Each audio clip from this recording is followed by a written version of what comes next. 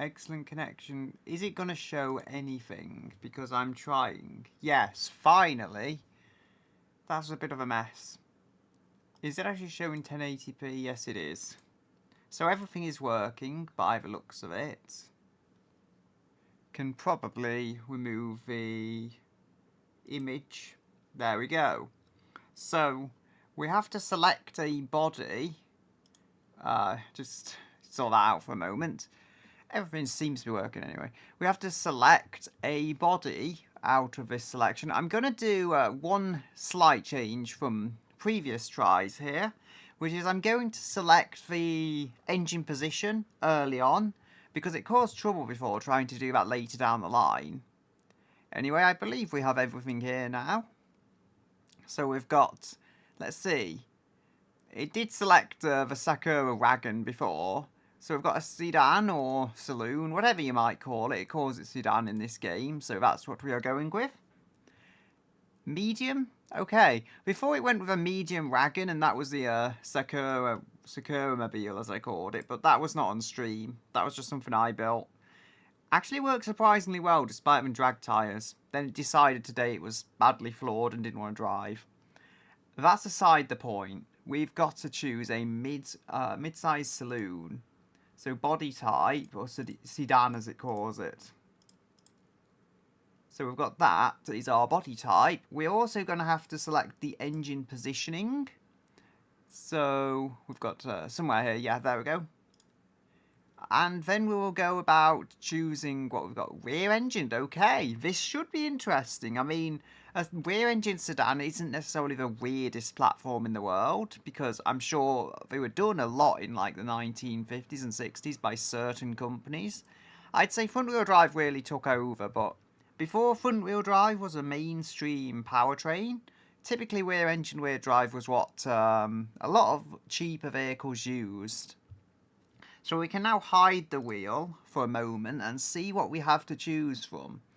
So we're going mid-size. I'm thinking we're probably looking at 2.8 like this.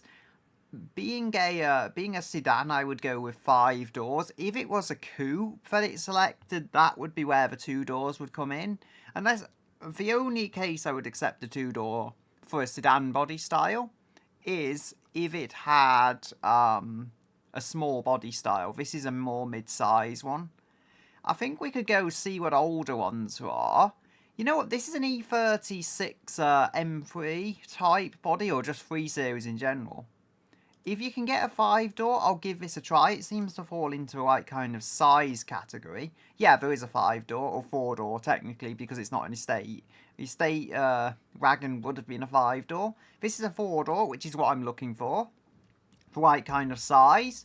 I think it looks pretty good for what it is. This is a good starting point, and it should support rear-engined.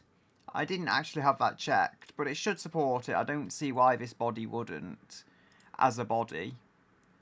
Yeah, I mean, it's not giving me any weird warnings. I think I'll take rear engine. I may have to change it later, but there's a nice amount of rear overhang should we need it. The track width is ridiculous at the moment. If it goes with body on frame, I'll likely choose something a little more American, because American bodies are typically designed that way in the older 60s cars and stuff, so they're designed to work that way. We do have to choose our 7 options though, and that is not what I meant to go on. We want to get the wheel up as well. So I'm not actually just spinning it for myself. So we've got 7 options. Let's see what we get. Please be a nice material. Fiberglass would actually be excellent if it chose that. Okay, so we've got 1, 2, 3, 4, 5. Partial aluminium, I can't really complain. Like, that's, I think, part steel, part lighter aluminium. If we're going for an overall, like, slightly obscure 90s saloon, partial aluminium is actually correct. It's not, like, super high-end, but it's enough to make logical sense for that type of vehicle.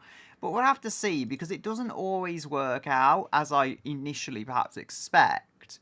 I think we've got another 5. I think we just had 5. So 1, 2, 3, 4, 5. This is kind of getting tired, I'll be honest.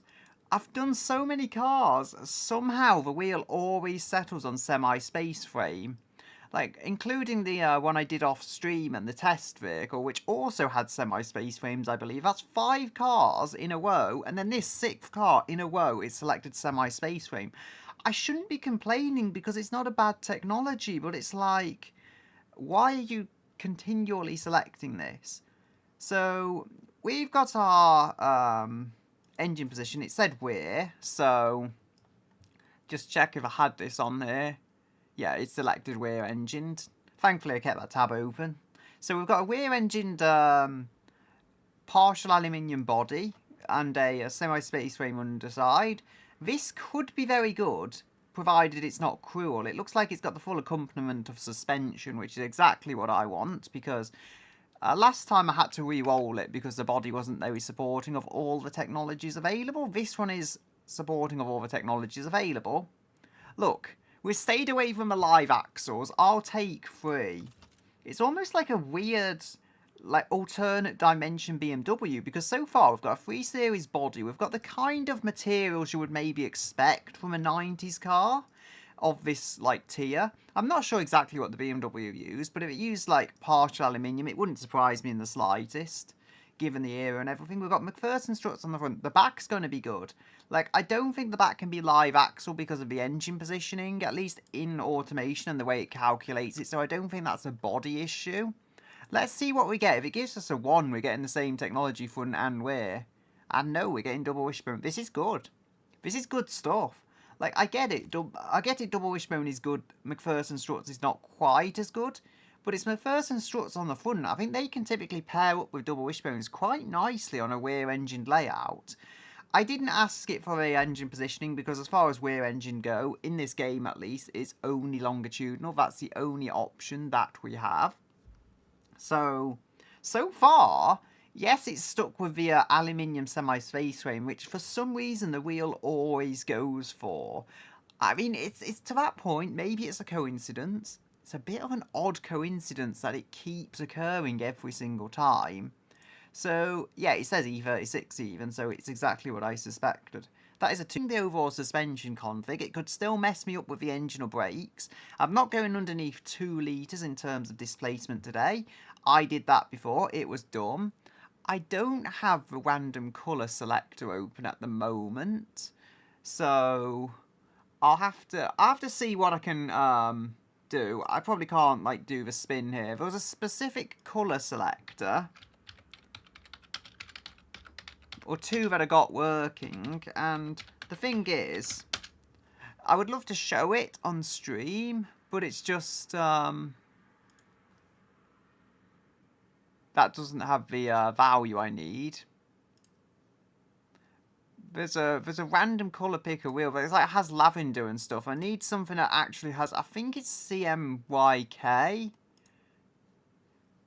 I need one that gives me that measurement. That's kind of a wheel. Random hex colour picker.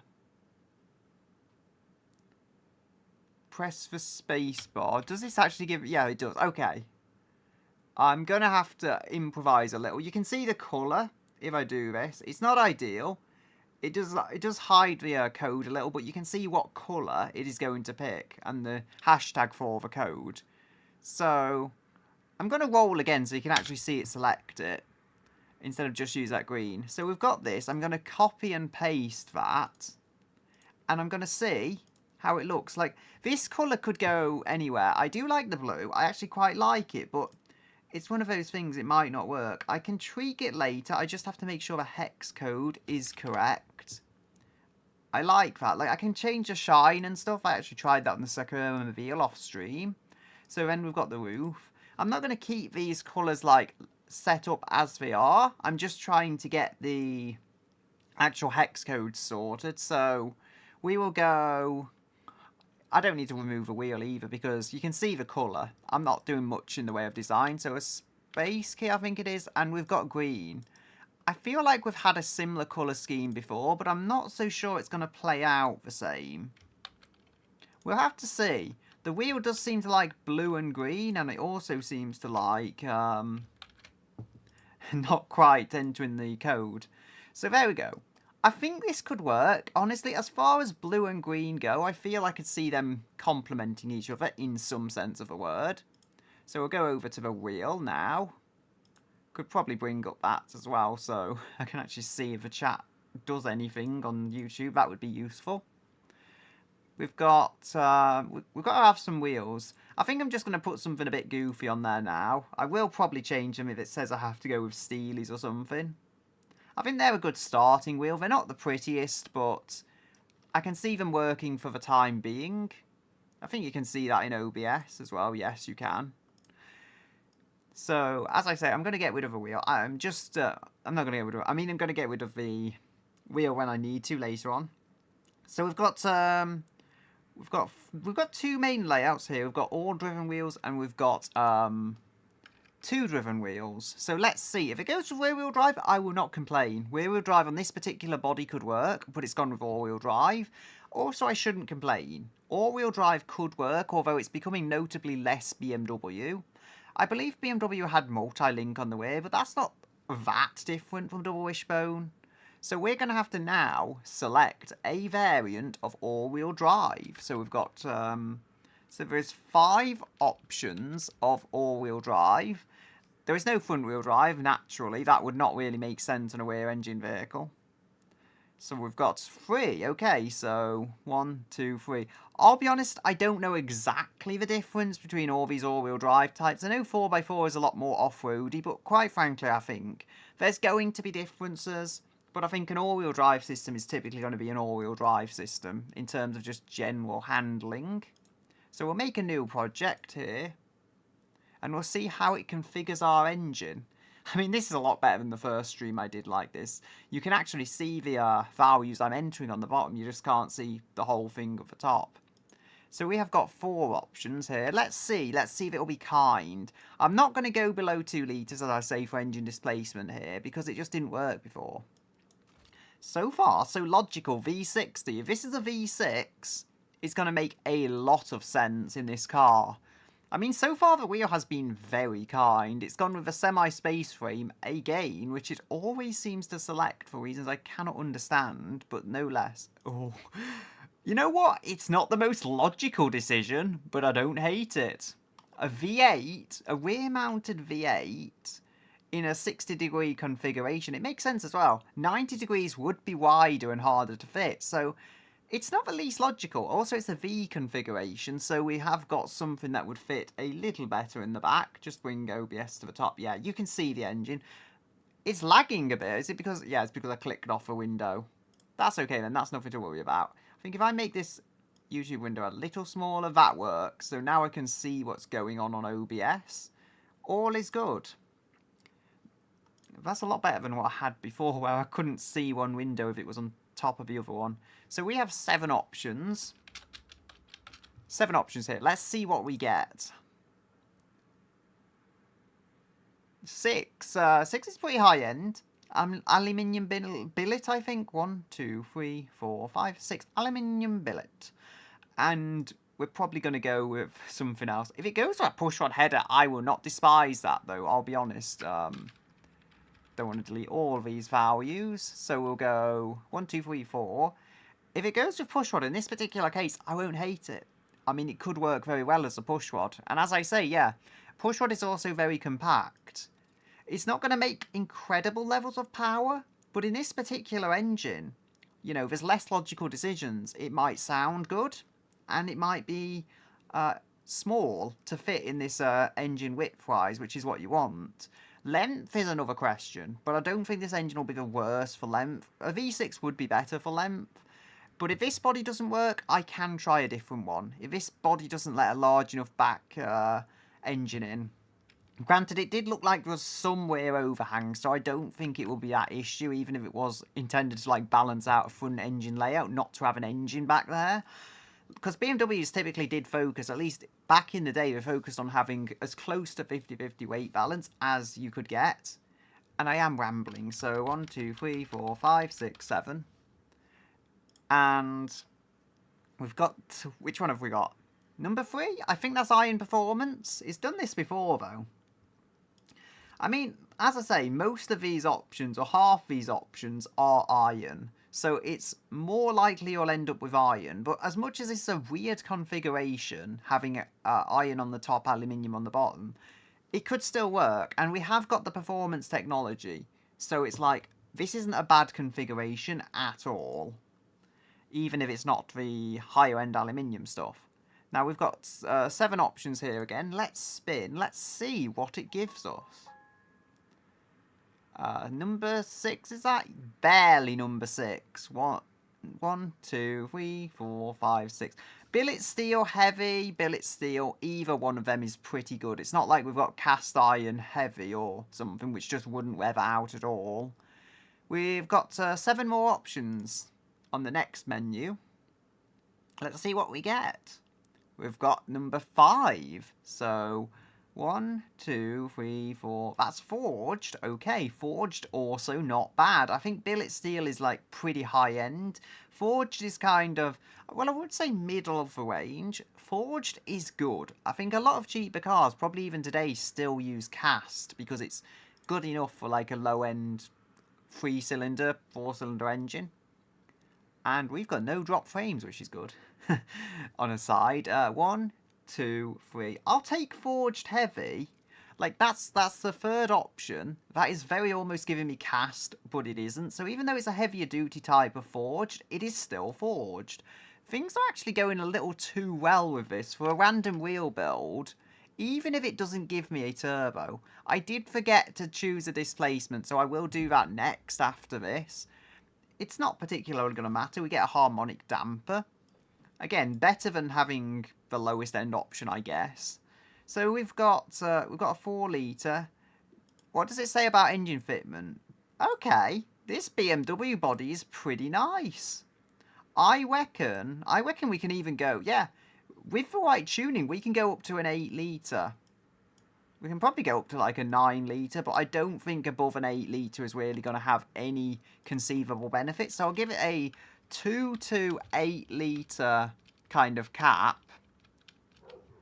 Well, it has to be like, for this it has to be, say, between 7 and 8 litres. That's what it's going to decide. So it's not going to decide the exact displacement, as sometimes these things don't work out as you would maybe want them to. But we have got up to a 7 litre engine, or say 6 to 7 litres. So 6 to 7 litres, not 67 litres. So we've got to find a way of. I'm going to try starting off with square. Okay, so I'm definitely going to have a bit of a stroke bias in order to get this working. So let's say, I think 98.9. That's about as big as I can get the bore. I think this is going to work though, mind you. Like, yes, it's stroke bias, but we have 8 cylinders, and we do have a pretty good set of internals. They're either forged or some higher end technology than forged. So if we go, no, that's the maximum bore it'll take. Could be worse. I mean, for a rear engine layout, it takes a lot of engine. I'm going to lean on the fact it's an aluminium block though, because without the aluminium block, this thing would be far too heavy. And the push rod as well, that actually plays into my hands here. This thing is likely going to prefer revving low than high. So it's going to play into my hands that we have got a engine that's generally going to be pretty good on the low end. A supercharger would be very nice, but we have 2 options here. Do we have any kind of VVT? Or do we just have no VVT? Oh, it's selected 2 or 3 because I messed up the numbers. I'm going to just say that's 2. Because it would be. If it was configured separately, that would have been the number 2. So we get VVT. And we've got 6 options here. Let's see. 1, 2, 3, 4, 5, 6. Yes. Oh no, we've not got 6. I'm sorry, I'm being dumb. So I think we've got naturally aspirated, supercharger, turbocharger, and twin charger. That's 4 options. I'm just not thinking today, but it's just if I select every option, turbo will have an unfair advantage. So I'm going to have to do this, and then if it's a turbo, give it a choice. Good, we've not got naturally aspirated. I say good. We've got a turbocharger. I mean, honestly, though, it means we just have more adjustability.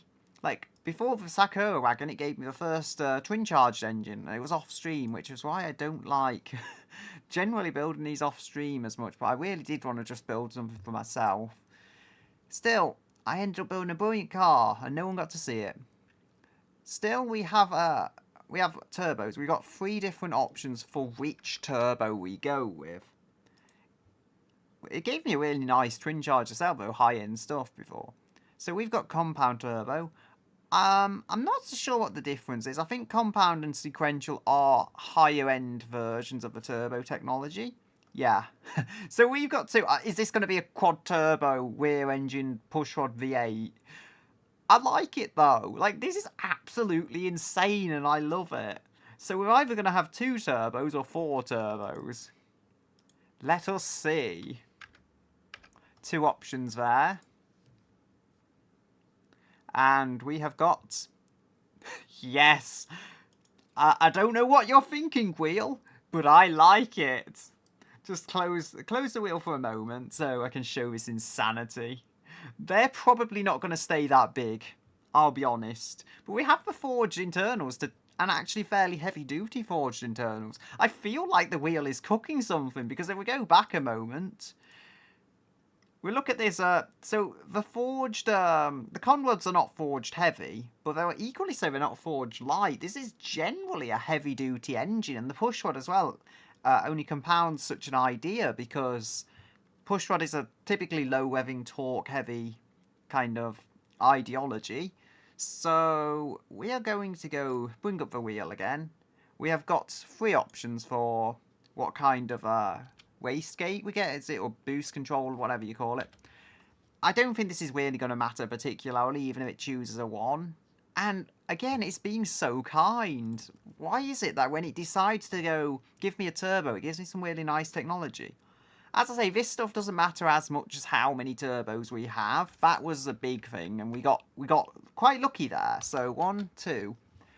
This is going to be fast. I tell you, maybe it'll be uncontrollable, but it'll be fast. And we have got double wishbone on the back, McPherson struts on the front, so it may not even be that bad. We've got number 2, variable. And we'll spin this again. Even if it's a journal bearing at this point, as I say, and it is not a journal bearing, the wheel is definitely cooking here.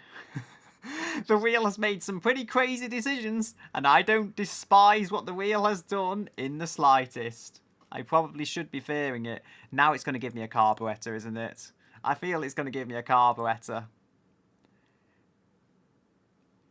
Why do you like carburetors so much? Before it gave me a twin charger.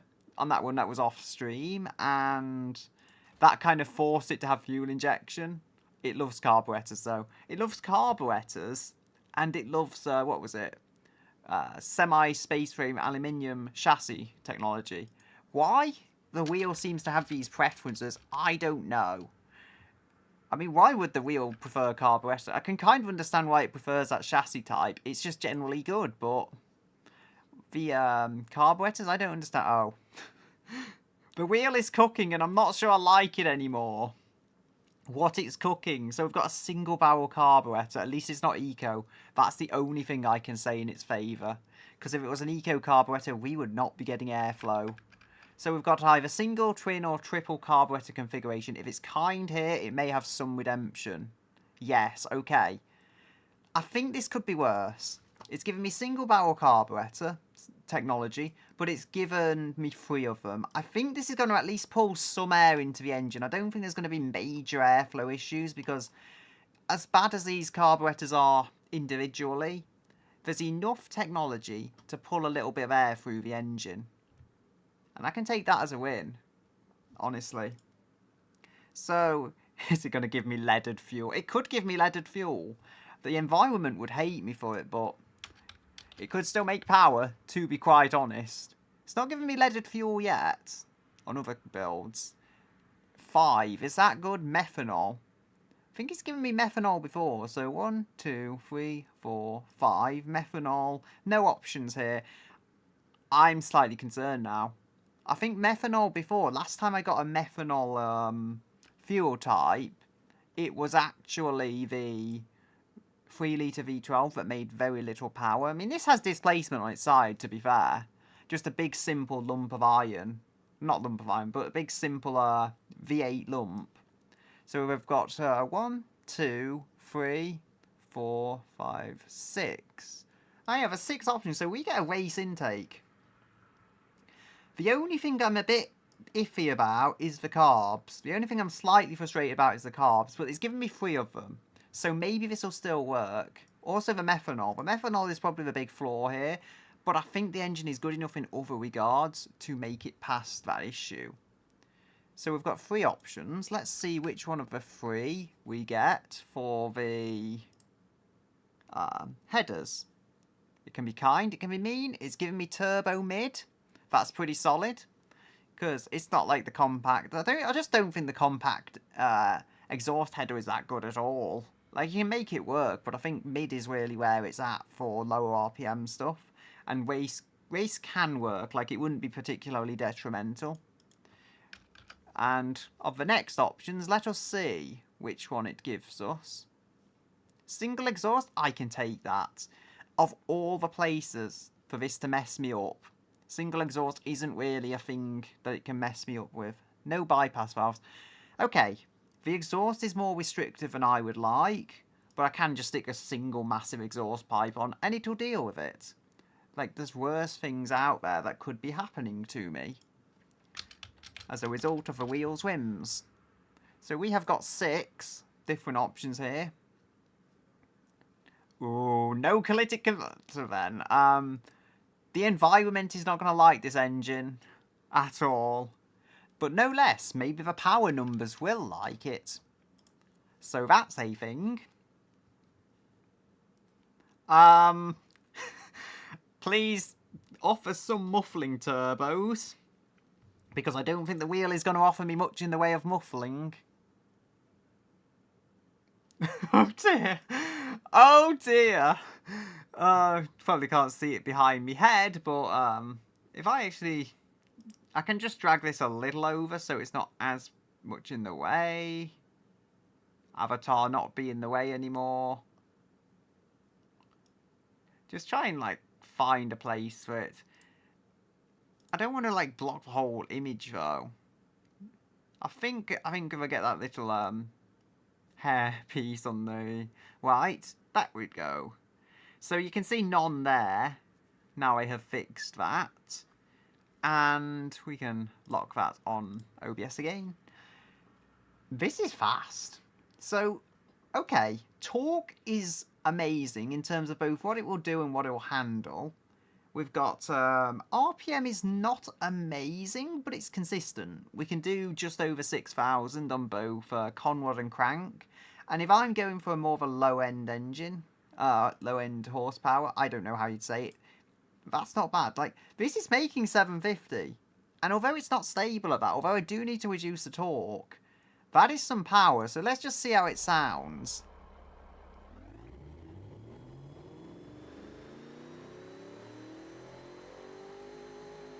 I want to just see if a body will morph out to cover it. Yeah, it kind of will. Like, I'm not saying that's ideal, but having that, like, really long, and if I could stretch that back, maybe. No, I can't really do that, but point being, I could probably make the front shorter. Maybe. I don't know. Like, I'd have to see what else is available body-wise. I think, can we change the bumper itself? Because I don't think this in and of itself has to be absurdly long. I think I just have to make it long enough that I can add something on the back and kind of fix that. So something like that, maybe? I mean, that's very long for the back end, but it's functional. That's the thing. As long as that's functional, it should be good. And then I'm going to have to do something down there. I mean, the wheel is in the way, kind of, but I don't think it's going to matter. I think you saw what I was trying to show. Just morphing the body a little so it works. I am slightly terrified of it being very rear heavy. The only thing it has against that is it's still a metal body, not a fiberglass one or a carbon fiber one. So we have got 7 options. A CVT I wouldn't hate, but it wouldn't be very exciting. And we have got 2, so automatic. Oh. You know what? I still think it's going to be quicker, even with an auto. I just hope it gives me a half-decent number of gears. Probably won't matter with this power, though, I'll be quite honest. So we've got 7 options. It's a bit trickier to find the gear ratio when it's a little of a confusing number like this, but we've got 7 anyway, so that's, yeah. 1, 2, 3, 4, 5, 6, 7, we've got 10 gears. Well, I did say let's hope it gives me enough gears. I did say let's hope it gives me enough gears, and it gave me 10 of them. Now, what differential? If we get a half-decent diff, that would really help. It is all-wheel drive, actually. I've just remembered that. It is all. I was thinking it was rear-wheel drive. The all-wheel drive is actually going to help with weight balance as well. So as I say, maybe the wheel is genuinely cooking something. 1, 2, 3, 4, 5, 6, 7. It's viscous, which isn't the best differential, but it's going through all, I think, like, 2 viscous differentials at least. Front and rear. So it should be okay, even if they're not the best diffs. It should provide it with some kind of assistance. And is it going to put me on cross-ply tyres now with all this power? Basically throw me out in the rain? I shouldn't say this. I really shouldn't say anything. Oh dear. Oh dear. I don't have words for what it's doing to me right now. I don't think this thing's going to grip. All I could do is try and stick massive tyres on it, but they're cross-ply, so they don't generally take nicely to being massive. Sports, is that? Or medium? 1, 2, 3, 4, 5. Medium. I see some potential here. So if we can just ramp these numbers up, it gives me 265s and all-wheel drive, which is maybe less bad than it could be. So if we go 655, make that slightly bigger. I mean, these wheels are tiny, though. Like, I could try making them smaller. Like, that's the only way I think I can get it working. 15-inch or so wheels. It would actually kind of work if it gave me steel wheels about now, visually. I must say that. Like, my car even has 16s, and they are not big wheels. But they are still bigger than these. I've got 6 options here to choose from for wheels. Please give me something nice. I say steels will be okay, though, and they would. Yeah, it's giving me steelies. Of all the cars to have steelies, I mean, this has bigger issues. We've got 295 cross-plies by just having the wheels tiny. But as I say, cross-plies do not like the, what would you call it? Cross-plies just do not generally like going wide. The only way you can do it is by doing what I've done. Oh, I can actually make them a bit smaller on the tyres again and still keep 295s because I made the wheels smaller. As I say, I think this might still handle, though, even on the cross-plies, because we've got all-wheel drive and viscous differentials front and rear, and the brakes, I think, are what it's going to lean on. If I have to make these bigger because of the brakes, and I shouldn't let the wheel hear this, knowing how it thinks, but the wheel totally is self-aware. Yeah, I think even with these fairly standard cross-plies, firstly, it's not like utility or all-terrain or something. They are actually road tyres. And secondly, if the brakes are adequate, let's say, for lack of a better term, we should be able to do something with it. I like to live in hope. I said, that's why I don't want to let the wheel hear me. It also loves putting drum SLS on the front anyway. Oh dear, you're going to have to make my life hard, aren't you, wheel? And we're going to spin again for the rear brakes. I mean, at this point, I'm getting used to it. Oh, 2 solid discs. At least it's not giving me super high-end brakes on the rear, because that would make this thing a lot more awkward to tune. We can, like, just ramp up the pad type and the front brake pressure and stuff.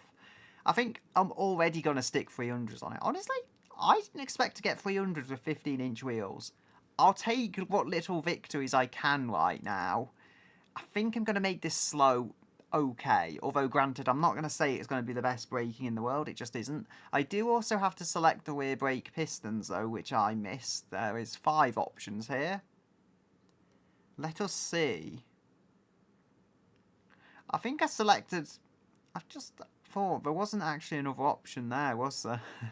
I think I had 5 options and it's only had 4 to select. dumb, but it has given me a brake set anyway. 2 piston solid discs, they're not ideal. To be fair, it maybe relies a bit more on rear brakes because the engine is back there. I don't know. Somehow I think the front brakes are still the most important. So of the 7 we've got the 7 options. Let us see which one it gives us. And we've got number 3. So that's 1, 2, 3. Semi-clad, okay. Can't complain too much. Decent technology, if not the highest end. I am seeing 90s car vibes here, but for some reason, it seems like, you know, 90s custom race car made from bits they found lying around a junkyard in the 90s. And they're just thrown them all together and gone mad. That's the vibe it gives me, but then it's on cross-ply tyres. Which I still think is going to work. To be honest, given how wide I have somehow managed to get these cross-plies, I think it's going to have a level of handling. So we get cooling flaps. Yes. I mean, as I say, it probably won't make the same amount of power. So we're going to have, let's say, realistically, I think we're going to have 2... For seats, we're going to have, I believe, 2, 4, and 5, as they seem realistic for this type of car. So that's the options I'm going to give the wheel. Because I don't want options that are completely unrealistic, but I want the wheel to decide. Okay, 2. I mean, I could complain more. At least the one upside is going to move the weight forward a little if it's not got a lot of seat weight in the back. Although it makes those rear seats the best part of useless. As I say, it's some kind of like crazy hot rod of sorts because it's not making 100% of sense what they're doing. No, 6.7. I made a 6.7 wheel. It's not making the most sense, but what it's coming out with is generally nice and overall sporty. So we have got 1, 2, 3, 4, 5 luxury interior. I guess that makes sense. Now, in terms of this, as I say, I like to choose options that kind of match the overall vibe of the vehicle. So, we have 8-track. I guess if we're considering this an 80s car, I don't think any less than 8-track would make sense though. So 1, 2, 3, 4, 5, 6. It can be upgraded technically to like more modern stuff if you have an older car, so that's why I'm selecting that. Is it gonna 4? What's that going to be? So we start with 8-track. 1, 2, 3, 4. Sat nav. Okay, makes enough sense for like a 90s high-ish end saloon. Sat nav isn't actually inconceivable. So we've got 2 options. Let's see what we enter. Let's see what we bring out of the car. Luxury sat nav. Okay, I'm guessing this is like a very high-end late 90s 3 Series for the base body. Like, that's the vibe I get.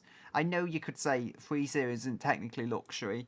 I'm trying to cling on to some level of sense as to what this may have been before some crazy man stuck this completely wild modified V8 in the boot.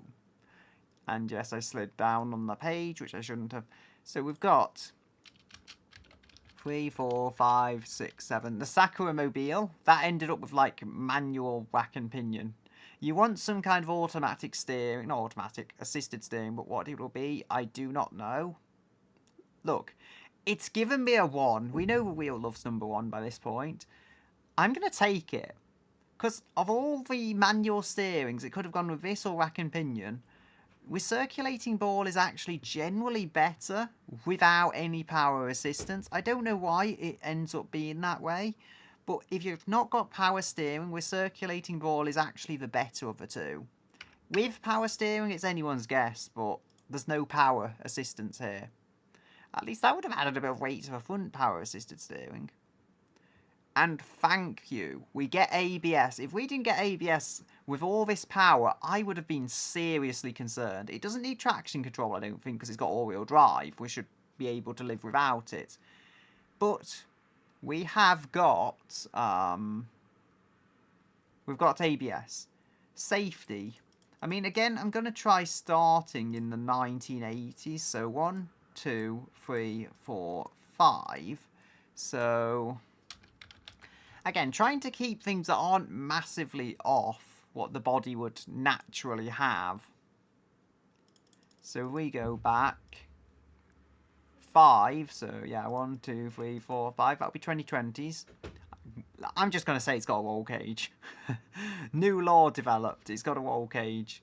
So are we going to get,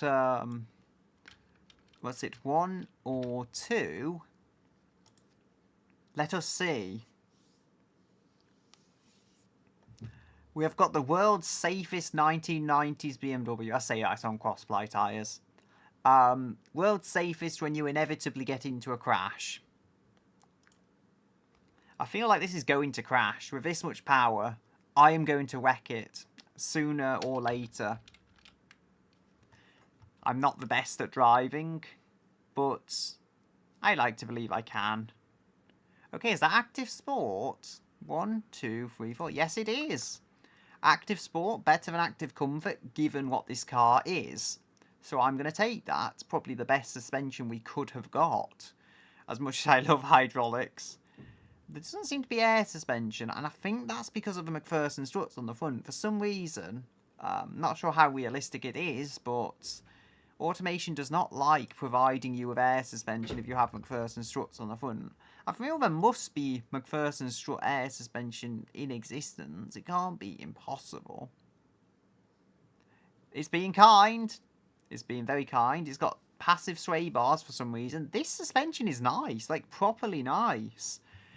Firstly, we've got the struts front, and we've got the double wishbone wear, and we've got pretty nice springs and dampers as well. I think, tyres and brakes aside not being that great, everything else about this should be able to put that power down quite well. I am going to have to try and do some suspension tuning. Before it gave me drag tyres, drag radials on the Sakura Mobile when I was offline, and I made that work. Took a lot of suspension tuning, but I made it work. So here is a absurd car. Let's see how the braking is said to be. 58.7. I feel sure I can fix that, but it's not the most impressive number. Before, I don't know, before it was doing like 27 or something because of the drag tyres. It really got stopped when you stepped on it. So, what I'm thinking here, can we make it any bigger on the bore? Or alternatively, I feel like if we look at this, how can I push this without losing peak RPM? Because I think that's the big thing here. Granted, yeah, the torque is getting lower as well.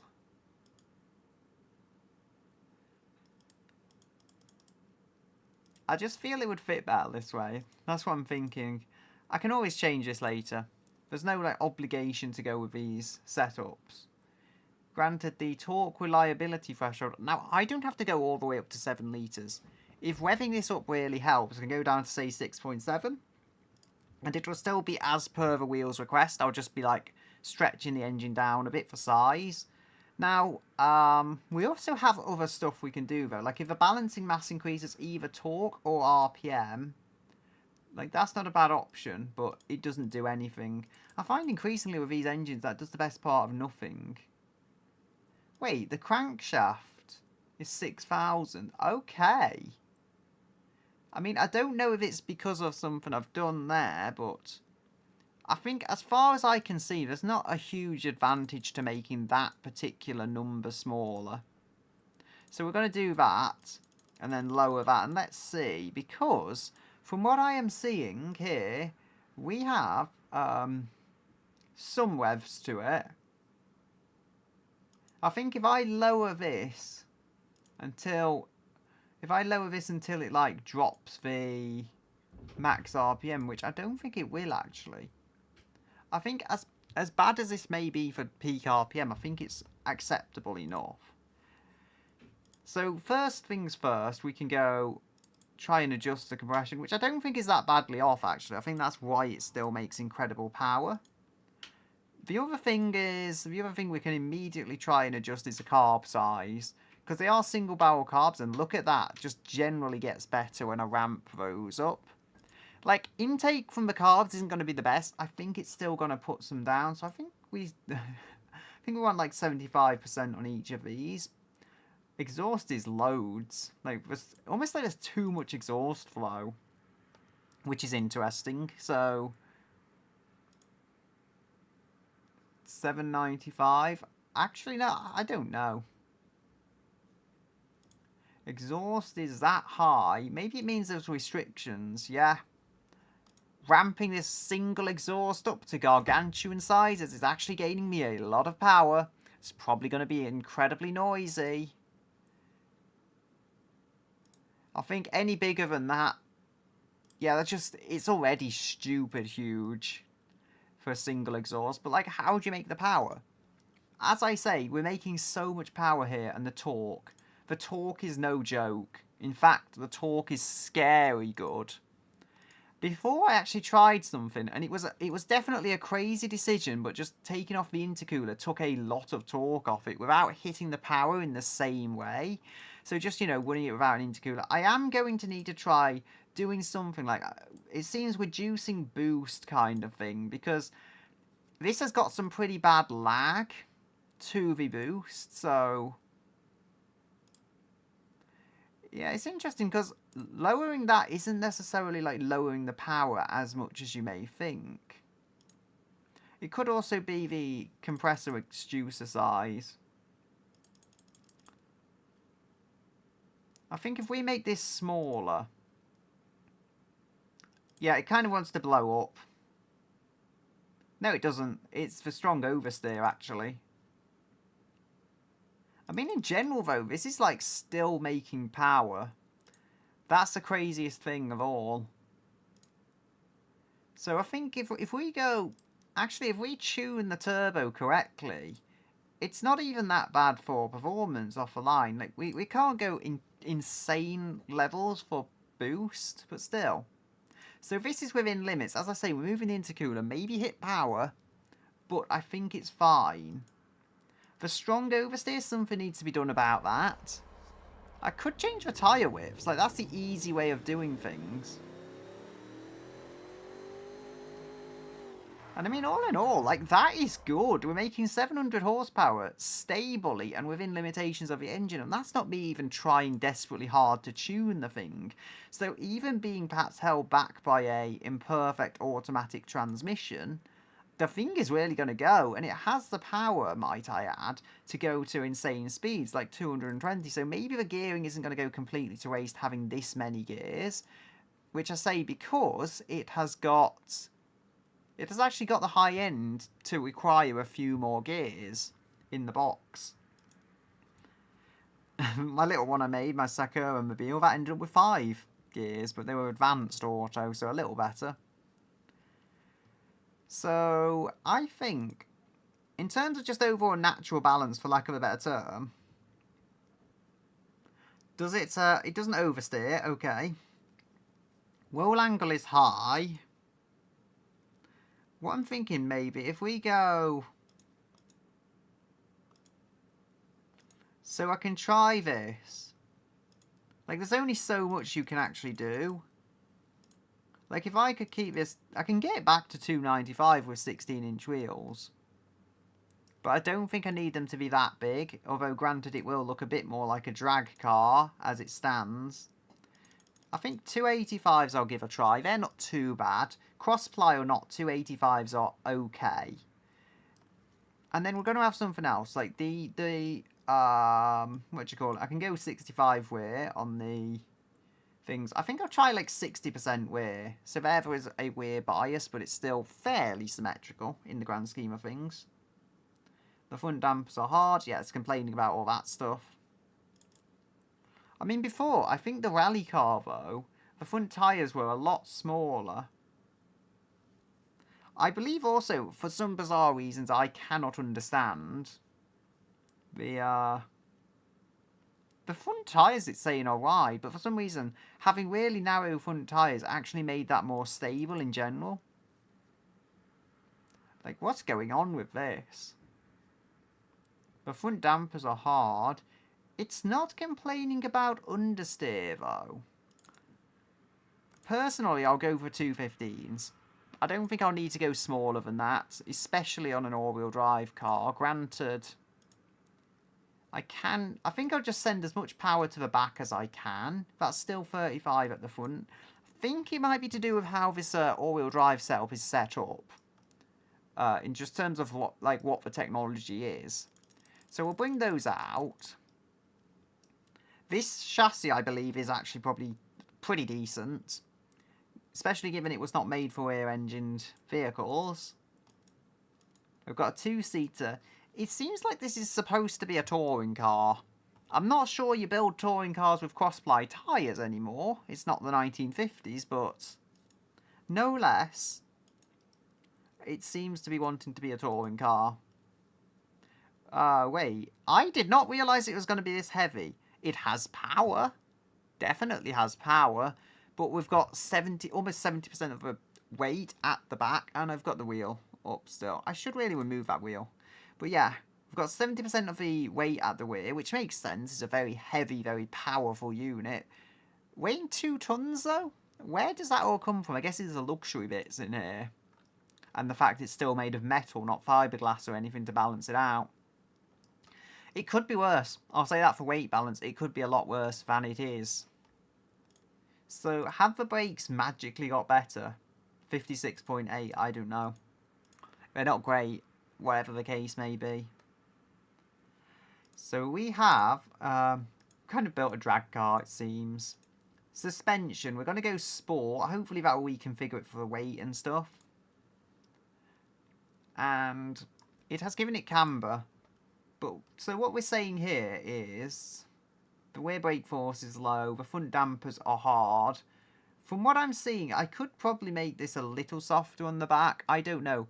Drivability, I think, is a big thing, because that's what I looked at when tuning the Sakura Mobile, which I'm going to still do again here, because drivability is something that we should really focus on, as that's how easy it is to drive, generally. So even if it's technically not as fun to drive, that should be the number that indicates whether the thing can actually take a corner or not, and maybe even slow down,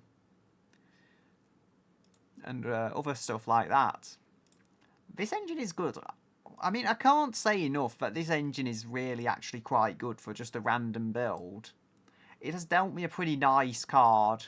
I'm not going to complain too much. The only things are the fuel type perhaps not being optimal, but more importantly the carburetors, which still seem to be making power. So I can't complain even too much about the carburetors. They are doing the job of pushing air through the engine, making power from the engine. And drivability again, stiffening this up. Just generally it seems like the case, and I'm not going to hate on it because it seems like with the other car it did the same. Just having the rear a little softer on anti-roll bars. The suspension config is different. It's actually not that far off. I think it's very similar. I think it was a trailing arm on the other one and double wishbone on the front because I had to re-roll the suspension as the body changed, and now I've learned my mistakes. Okay, so rear brake force is low. That's the brake force and stuff.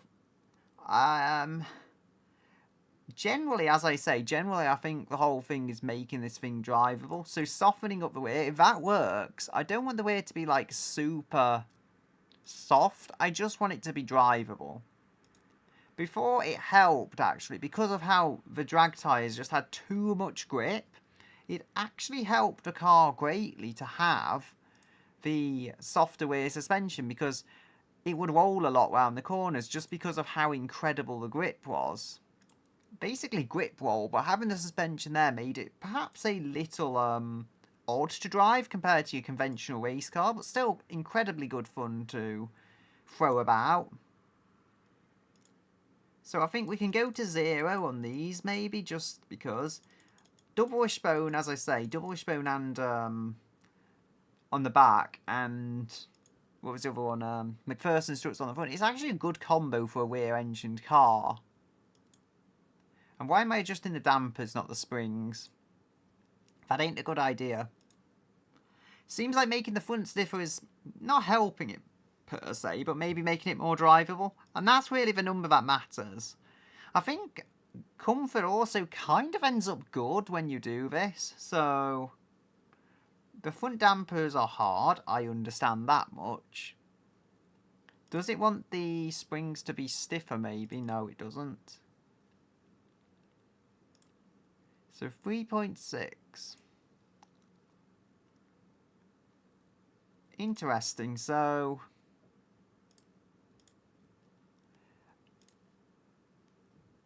I mean 3.4, 3.6. Okay, I think that's about as good as I can get for the front right now.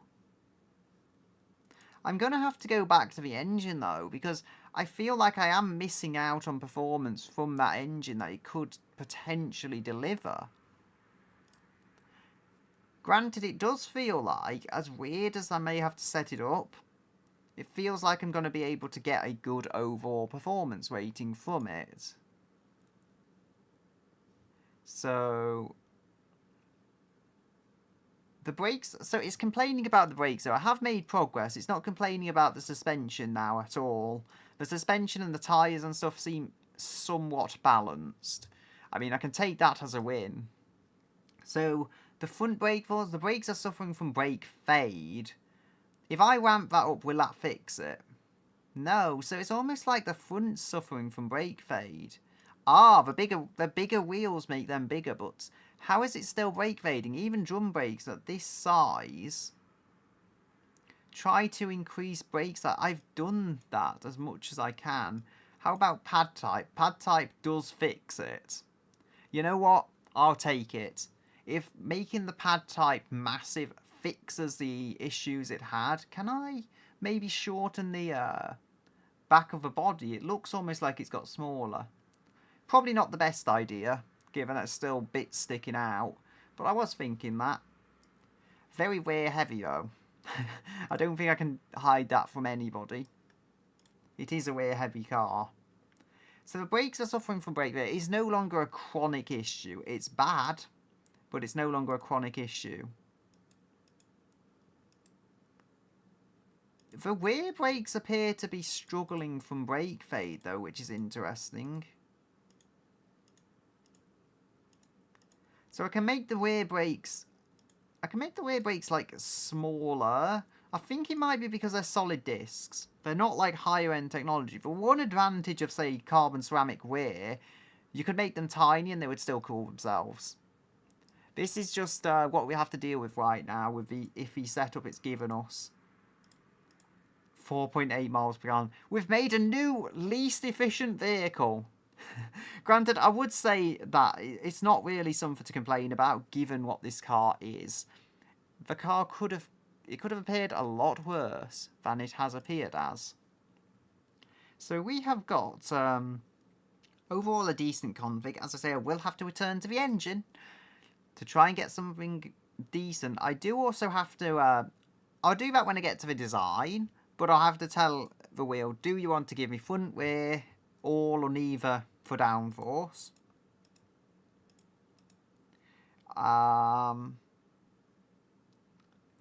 So I'm just thinking, what else have we actually got that needs doing? The brake force is high. Now that's interesting. If that's the front brakes, that's not something I can particularly complain about, but it may be the rear brakes. 41.5. So if I go, let's say, do that. Yeah. Okay. I'll see if these drum brakes will go smaller and still make the performance. So we've got 41.5. Now I'll just keep them the largest. They are still drum SLS. Making them smaller is generally not a good idea.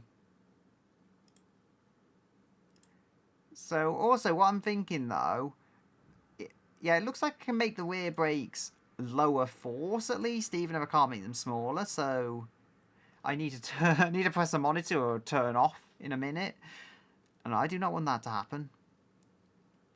So we've got 41.5, and we can lower that definitely. So 41.5. I'm going to just use rear force to control it. So 41.6. Yeah, so I've managed to control this, I think. I'll go until it goes to 41.5 and then I'll stop raising it, I think. Because that would be how much it needs to be. It actually takes a lot more force than I was expecting. There we go, 41.5. It's not particularly complaining about it. 41.5. Yeah, 41.6. So somewhere around here. 85% wear force. I think despite everything, that braking performance is not going to be the best. But I think it's going to work. As I say, the one advantage is that I'm going to have to stick massive drum brakes on the front. They're going to weigh down the front a little and make the weight balance less awful. There's also the engine turbos and stuff. Like, if I can make the engine turbos smaller and still benefit from them. So in its current config, though, can we get away with an intercooler? Because that does add, yeah. That adds power, but it adds torque as well.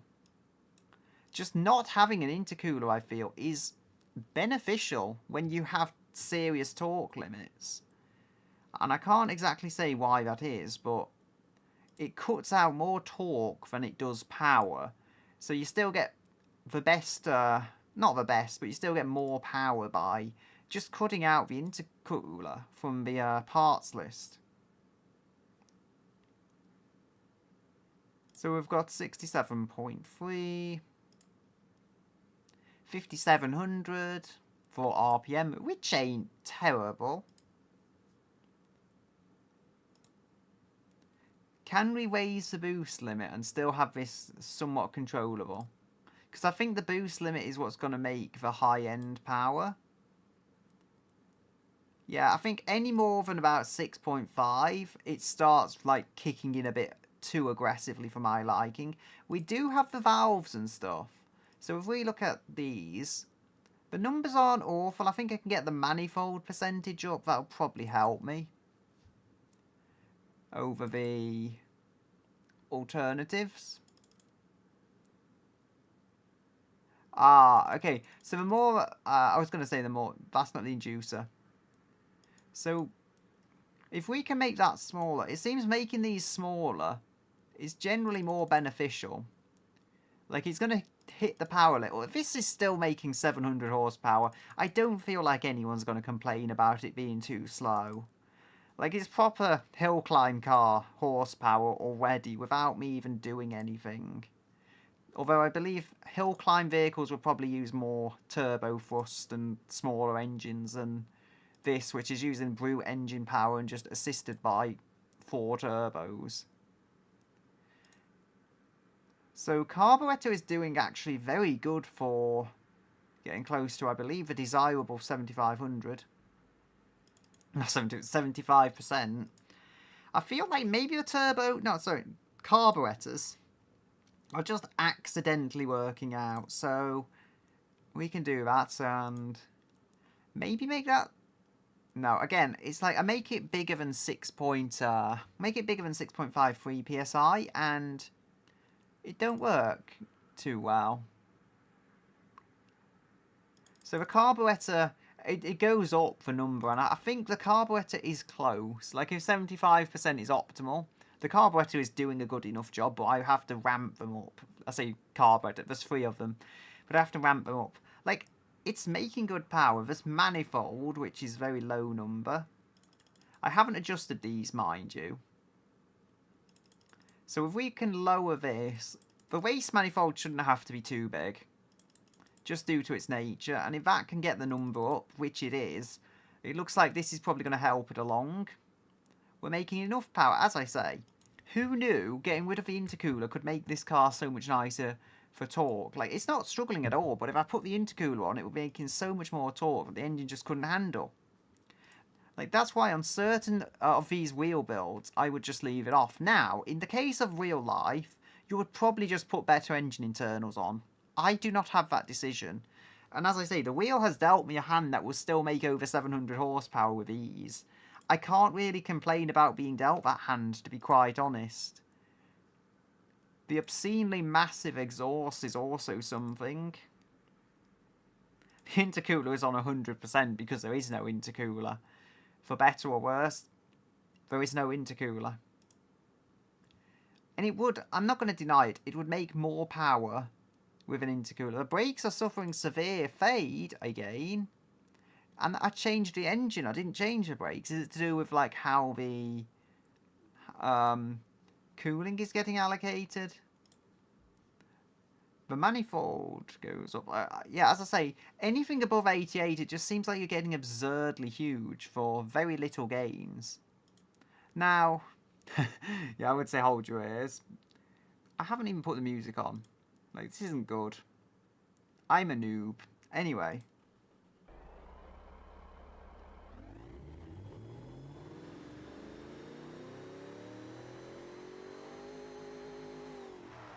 I like it. Now, this should work. Like, I had it up here and ready, but I didn't put the music on. It should start anytime soon. There we go. Took a while. Anyway. I think I can get more. Like, I think I can get 730.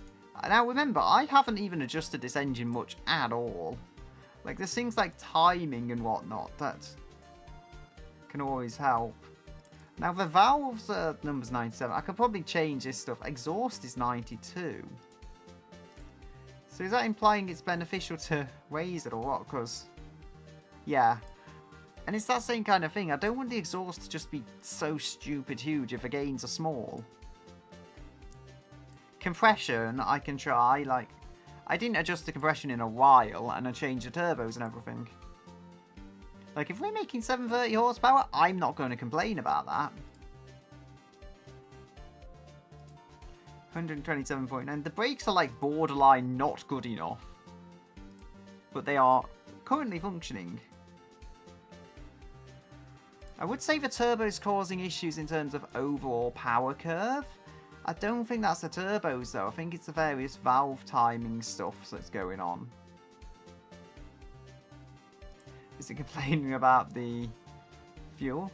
Engine has underutilized fuel octane. Now it does not there. Stay happy.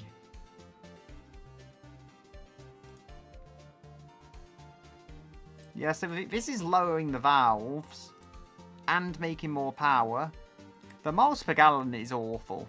Like, as I say, this is the least miles per gallon I've got in any vehicle today. Not today. To date, should I say. But it's also, simultaneously, the most powerful. By quite a margin. The Sakura Mobile I did offline, that was good. I won't deny that. The Sakura Mobile was very good, because it made 408, I think. This is like 350 horsepower more it's approaching.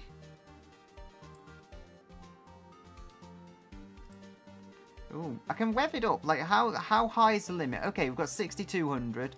I have a little leeway to rev this thing up. The valves are looking quite good for overall percentage.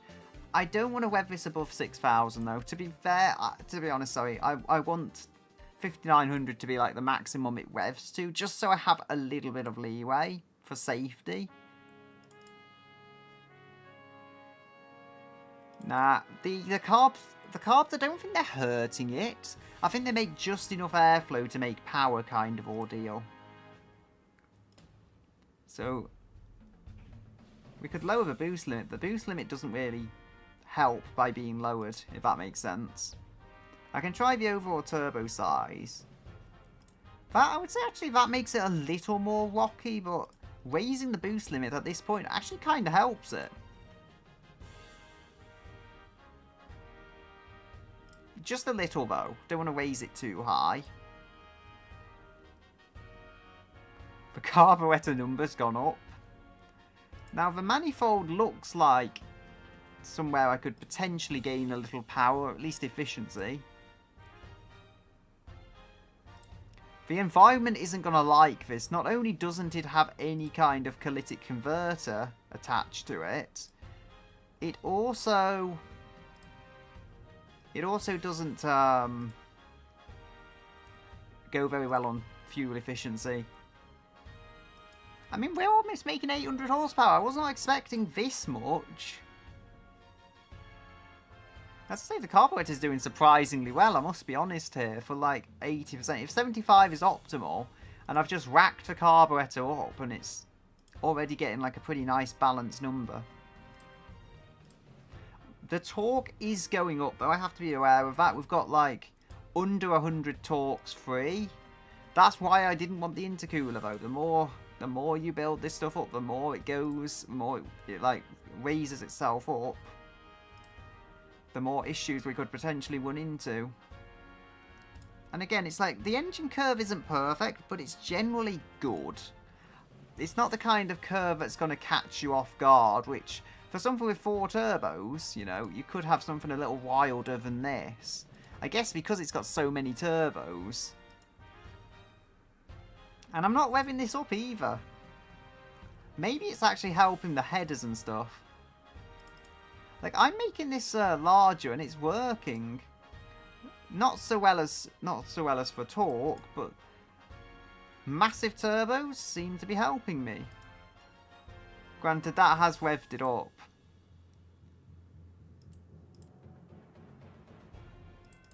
I feel like we can lower this inducer size and probably make overall better delivery of the power.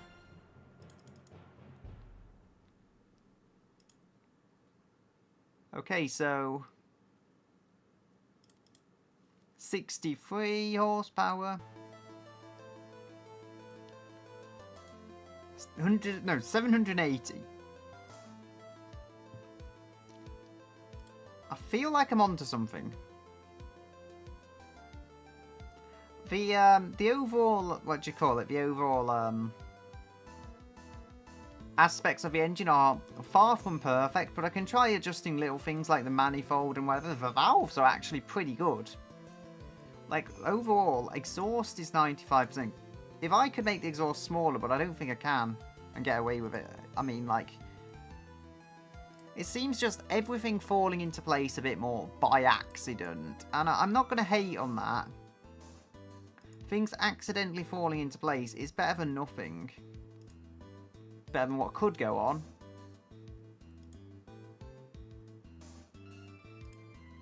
If we can get 800 ponies, I'll take 800 ponies with pleasure. I mean, the valves, not the valves, the headers. More power is coming from the headers. And it's not hurting the torque. Like, sometimes these stuff can hurt the torque. I managed to get it back to 5,900. I think it was at 6,000 for a moment. Like, I'm making extra power for better or worse. I didn't think the header would actually want to be this large. Maybe it's to do with the race intake header, and then the exhaust header is like decent, but it's not a race header, so it needs to get it bigger to get the same power. That's what I'm guessing. Like, all of this minor stuff does add up. And the wheel has built this engine, as I say, or at least specified it. Things could have gone a huge amount worse than they have so far. I feel like I'll be able to go full attack on this engine. And if all's good, I can go full attack at it, and 800 horsepower will be controllable. But I think I'm dreaming at this point. I don't think 800 will be all that powerful, all that controllable, sorry. I do feel the front tyres could perhaps be a little wider. They are just tiny.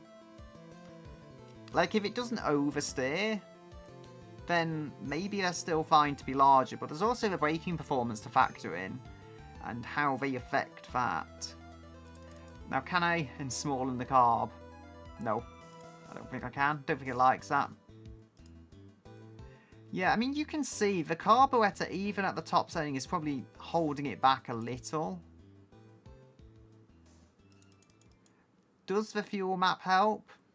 Actually, I don't think it does. Maybe we could even go with a lower fuel map, because various stuff on this car are not going to make sense by conventional means. Like, we are still running to a restriction, that's the thing. That's why I can't have the intercooler, because if I had the intercooler, the torque would run too close.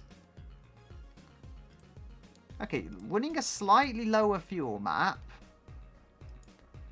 Like, I don't know how it's exactly affecting the numbers, but I think it's just kind of a case of make the best of a bad thing. Like, try and get them vaguely close to 75 or whatever the number is.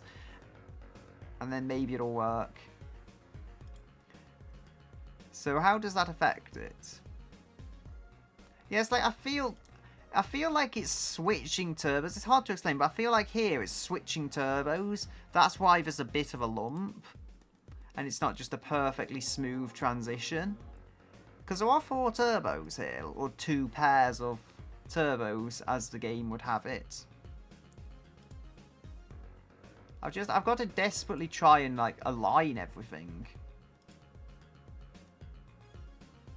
It almost seems like turbo lag here, but it's not as bad as actual turbo lag. Like, it's still getting some shove.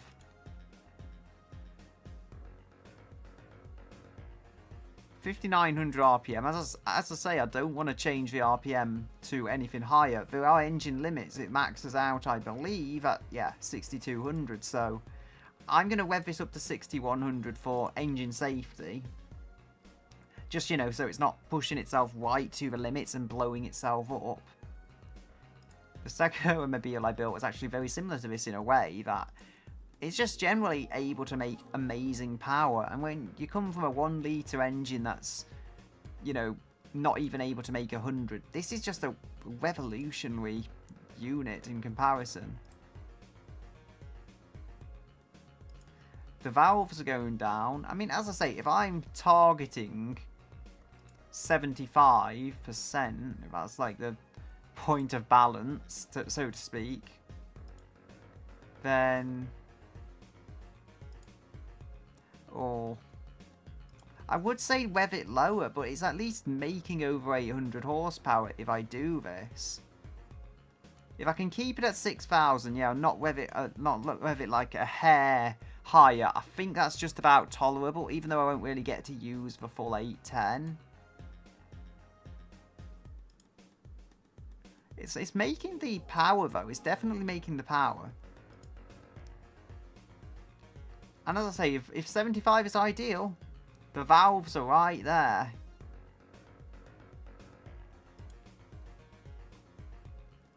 Like, it does steady quite nicely. It's just, as I say, we don't have a max RPM. I could try and make the engine, I could try and make it smaller or anything, but what would the true gains? Unutilized octane. You like utilizing that fuel octane, I take it.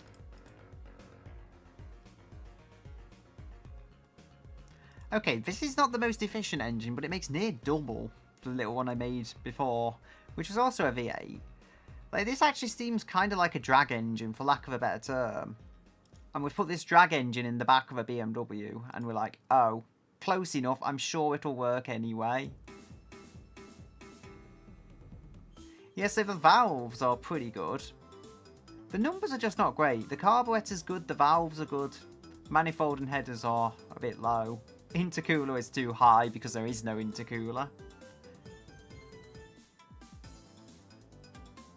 Yeah, the clearance, I get that much is an issue. I mean, I said before, though, if this is making over 800 horsepower, I will be more than happy with those numbers. Like, this is making more power than I could have honestly asked for. I could not have asked for this much power. And it's making it. Just being kind with the turbos and general engine materials has gone a long way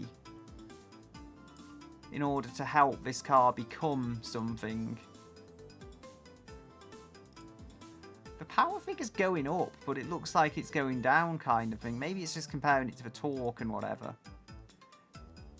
I don't know why it suddenly likes the smaller header size though.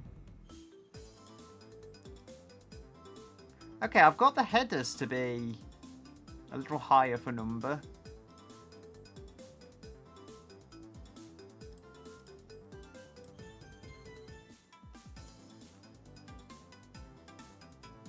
There we go.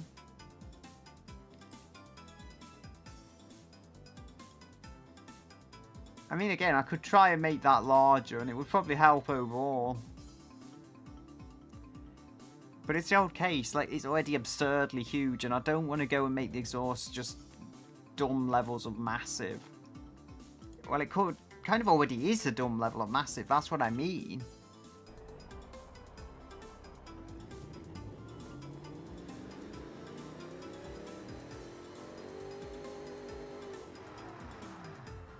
The only thing I could think is if I could get the engine weighting to...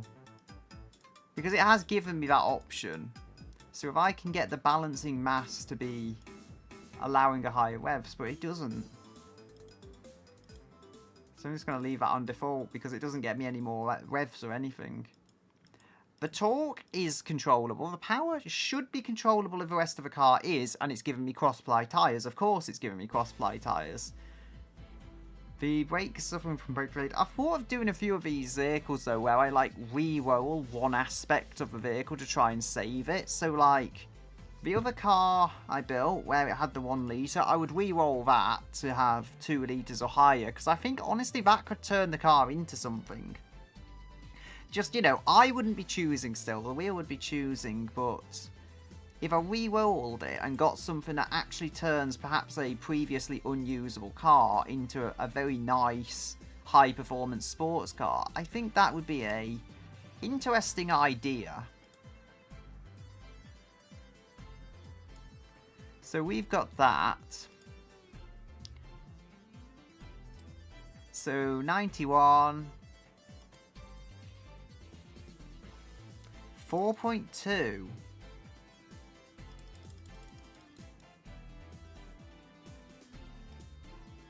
There we go. Nope. If I make those tighter, I do quite like having the gearing very prioritizing the higher end for tightness because I think that's where it's needed.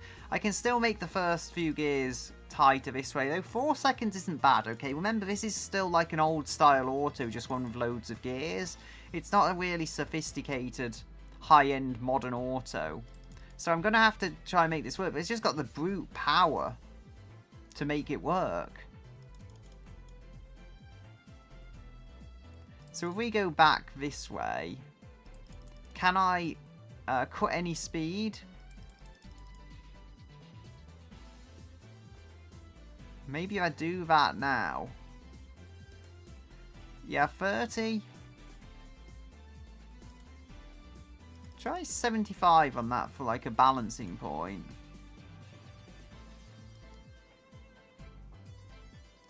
I think if I keep that a little higher, 33 or so, I want it to work to 60 though, and that's the thing, so having it like that, that goes 71 and then it shifts kind of thing. So 2 gears up to 60 gives me quite good speed, as it would with this power. You know, I think kind of 1 gear could, but then there's always the torque and stuff. Even in a torquey engine like this, remember this car is 2 tons.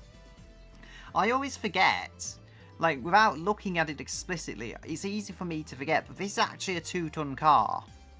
2055 even. It's not lightweight, and that's going to make the brakes have an even harder job, but 41.6. So if we go to the wheels and tyres, does it get any better if I widen it? 41.3. I think, as I say, if I can go up to this until it like starts oversteering, the car tends to oversteer. So if I can get these wheels, these tyres up to the point, you know, it's not oversteering anymore, that might be a good balance. So 235 front, 285 rear. I could try and change the power balance, but I think 65 rear, 35 front probably matches these tyres quite well in their current configuration. So I won't complain too much about that. We have the brakes. It's complaining about the brakes, definitely. But we have got 41, so it's braking better now with the wider tyres. 41. Like, I don't know. Okay. The rear brakes are the ones that are calling in the issues, it seems. So I'm going to have to make the rear brakes larger just to try and avoid the brake fade, which I can do. But I don't like the rear brakes being massive because they're so much more powerful than the front ones, and that's going to cause issues. So what have we got? We've got 41. I think I'll check making that smaller, see if there's anything to be gained. No, there is not. So we've got 41. I can try again making that smaller. 41.1. Yeah, so again, I can weaken them because they've got bigger.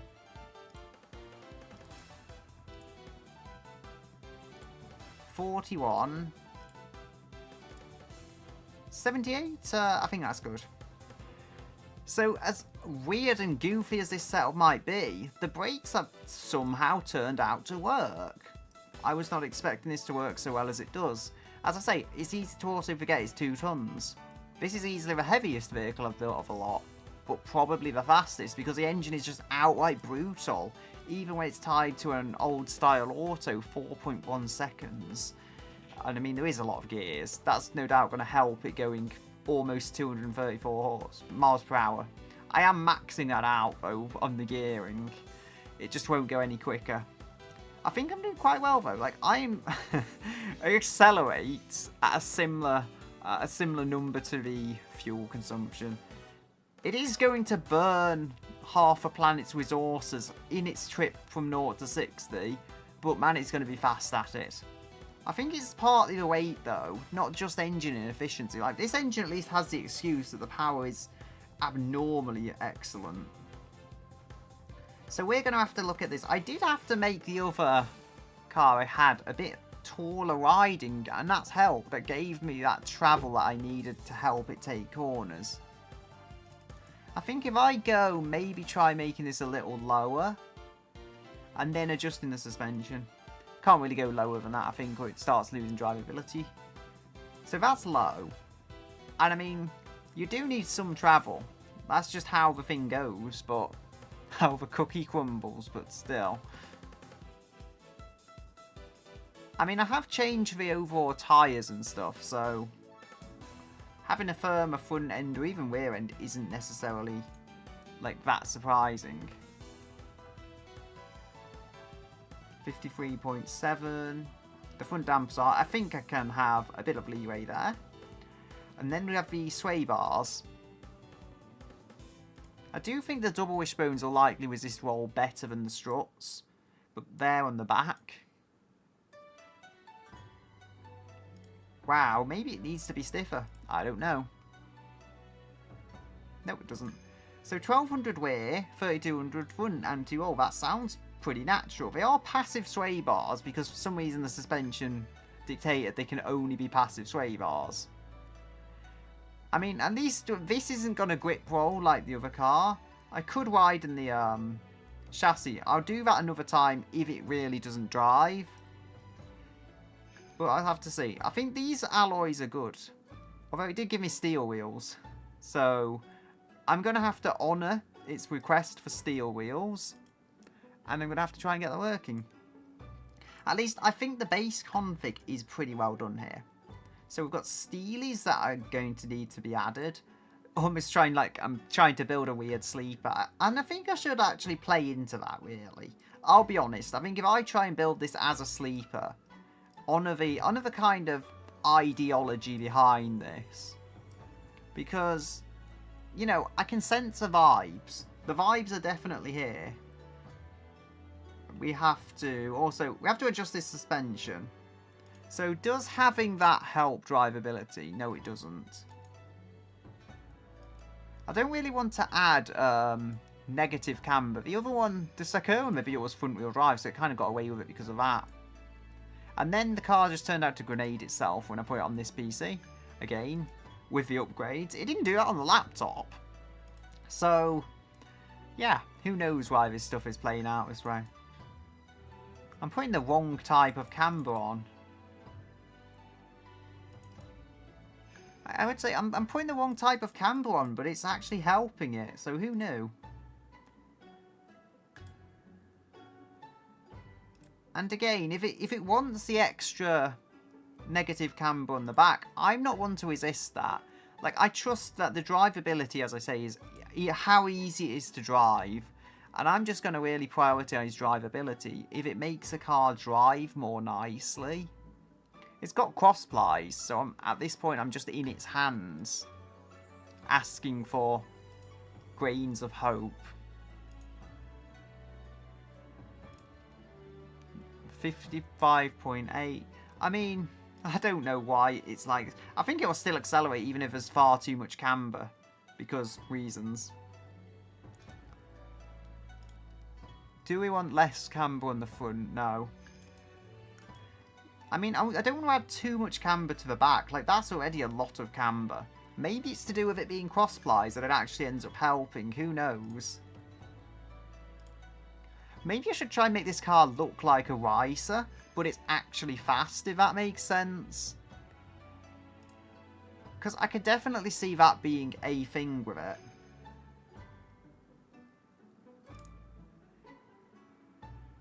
So, 56. It seems to like having softer springs there. It's not complaining about the dampers anymore. I don't know why it suddenly wants to be soft here. I think if it's the same as the car with the drag tyres, and that it needs to roll on the back a little in order to, you know, balance out the inputs.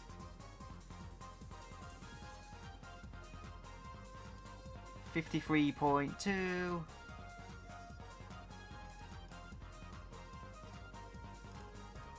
$3.8. Okay.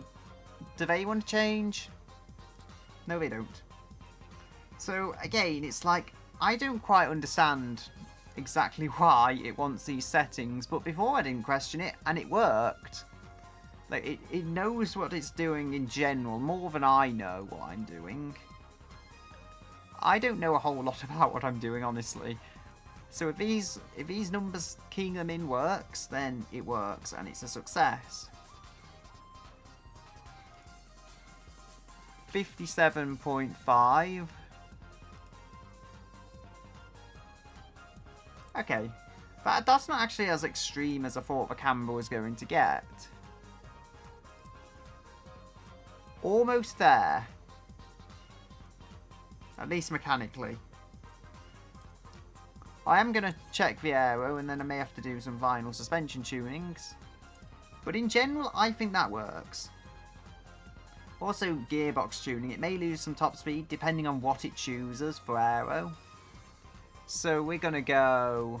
I'm going to enter the figures, and then I'll bring the wheel up. So, well, not figures, but the letters.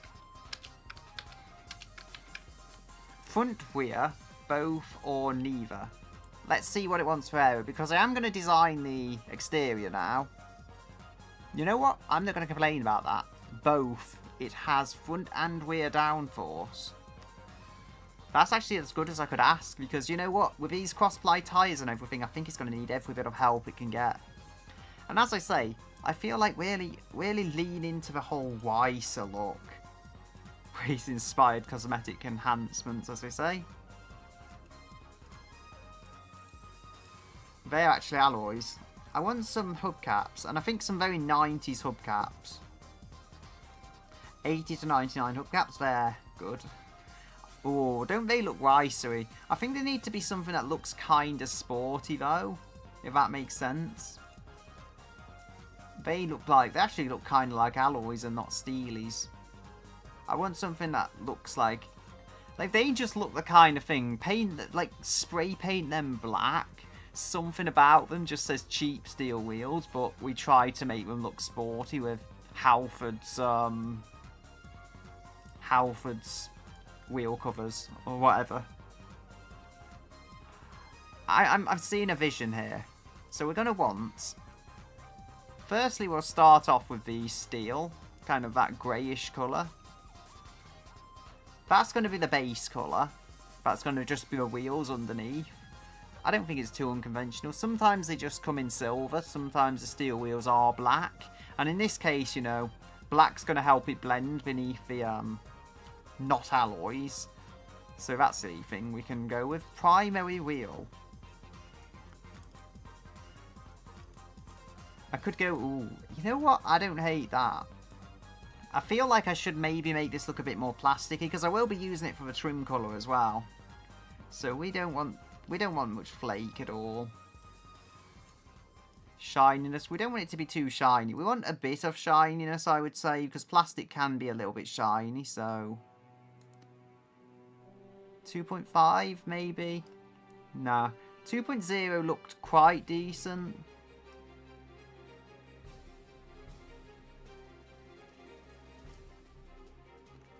Yeah, I think 18 has that kind of like Chinese plasticky look personally, and that's what I want to go for. I might even have to make another variant of this colour. That way I would be using the wheels colour, but I would be kind of making different versions of it. One that looks better than the other, because this is like a cheap imitation of the actual OEM colour. And I think also, if I'm going for the really cheap wheel cover look,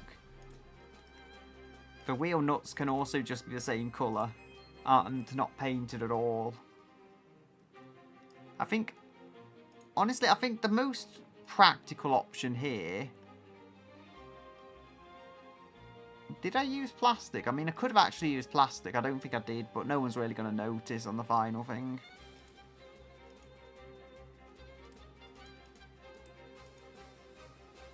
Yeah. It's like they're totally chrome. Not just cheap plastic dots pretending to be chrome.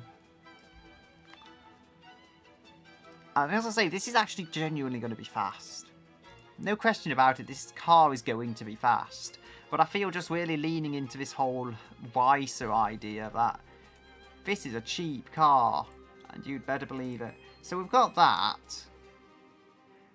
I do feel like I'm doing a disservice to it though, because I feel like any OEM, especially a more premium one, wouldn't use colour like that. Yes, the plastic cheapo,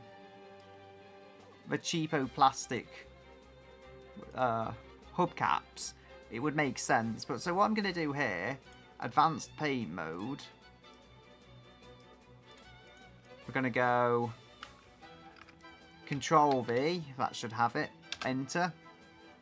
You see a bit of flake, that just looks nice. Like, I think having it kind of plasticky but with a bit of flake and stuff, that just looks good.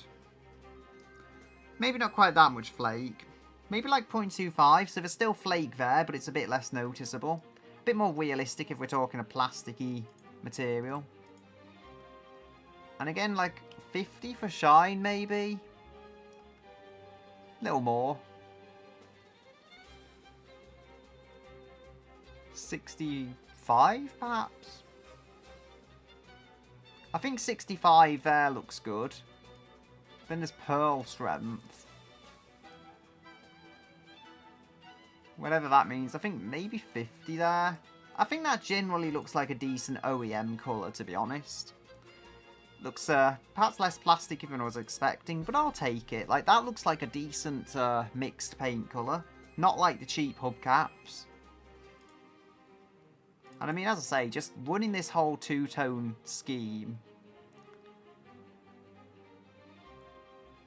So, I don't know, is there like, if there's no side skirt style colour, I'll just add a piece of trim.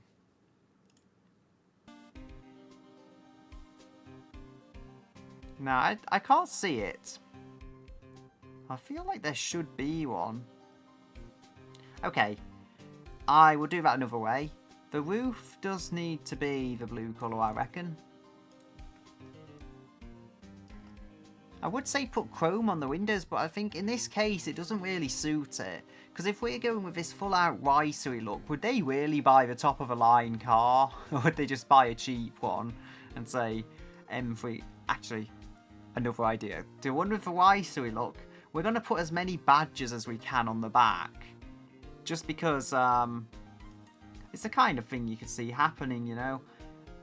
The M3 we have at home, but it's got literally every conceivable badge on it, and it's because it's not an actual M3, kind of compensating for something idea. It doesn't have anything to compensate for when it's this fast, but it's pretending to be compensating for something. Can probably make that a little smaller.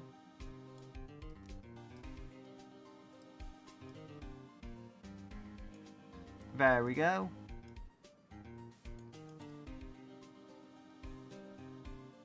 That is not quite in proportion with where it should be.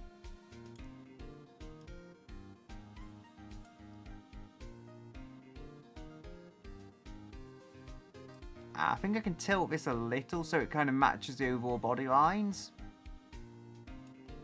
Now, this isn't going to be ideal, but it's just to kind of keep the colour scheme going in a somewhat OEM style.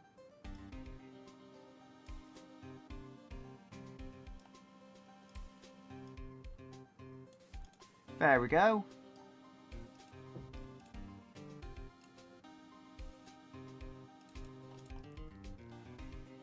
And that is not working. There we are. Now we need a wing, but we need a really tacky wing. It's like, it's actually going to provide power the same way as I say, but it needs to look incredibly tacky. It's just something, you know, like exactly this. Like, they've put too much wing on to compensate for the car's lack of power. That kind of looks like a real wing, though. I want something that looks almost like a cheap knockoff. Like, we have the waist wing at home. The Countach wing.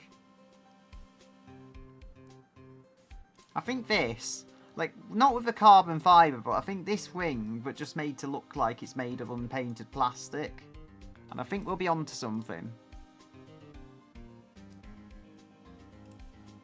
So we'll go...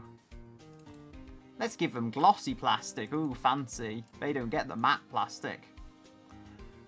See, like, that looks kind of tacky, I think, just because it's like, we couldn't afford a proper wing, so we just stuck a massive lump of plastic on the back. And it's going to do what I say. It's going to actually give the thing downforce. If we want a rear splitter, we're also going to have to go with the most awful looking one ever. So I think it's going to be under lip, if I'm not wrong. I think there's a few splitters here. So I think this, but we're almost going to like run with the whole idea that, you know, they couldn't get an actual splitter. So they just stuck stuff on the bumper. Like, they couldn't actually modify the body, I mean. So they just took a splitter and stuck it on the back.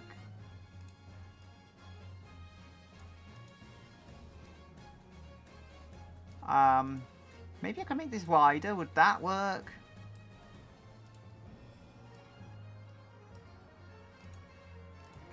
Yeah, it's not the worst. I'm kind of tying this together, I think. Granted, there is still a piece sticking out the back bumper. Like, the whole engine, really, I feel, shouldn't be in the back of a BMW, but that's a story for another day. So, we have got to go with the exhausts. Modern exhausts, perhaps?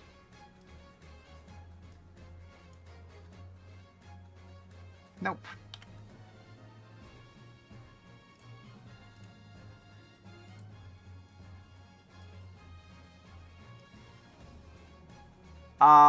That's a exhaust type.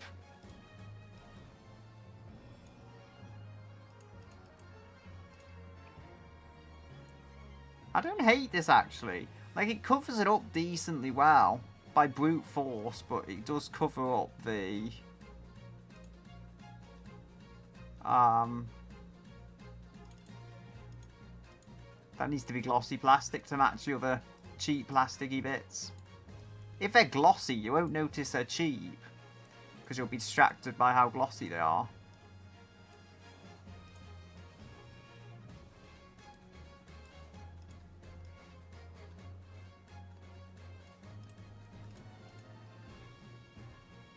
That isn't ideal. It actually does. It looks like the hole is unnatural, but still.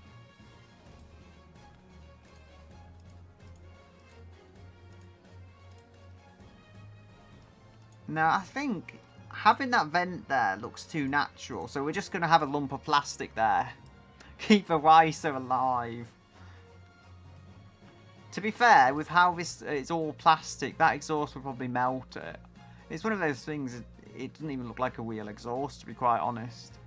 But I had to hide the sticky outy bits somewhere.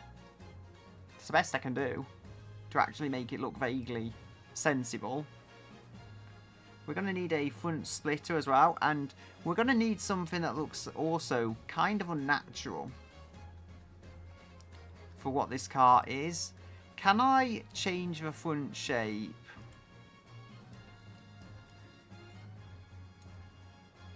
I mean, I can do that. Oop, droopy face.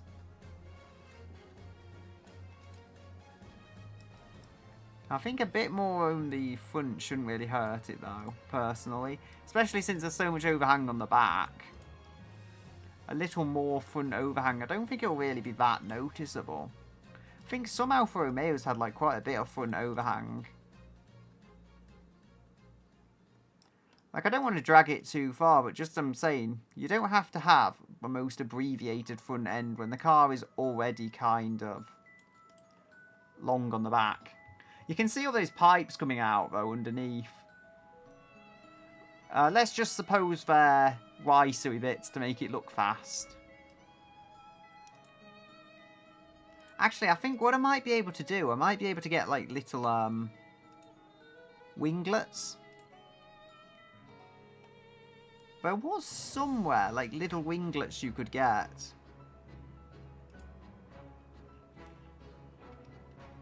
I don't know. Can't see them.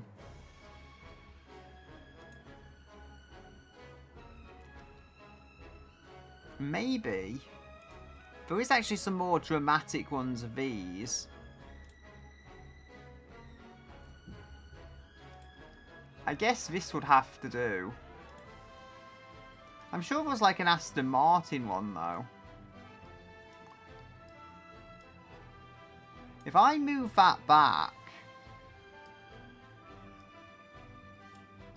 like, it has to look kind of intimidating.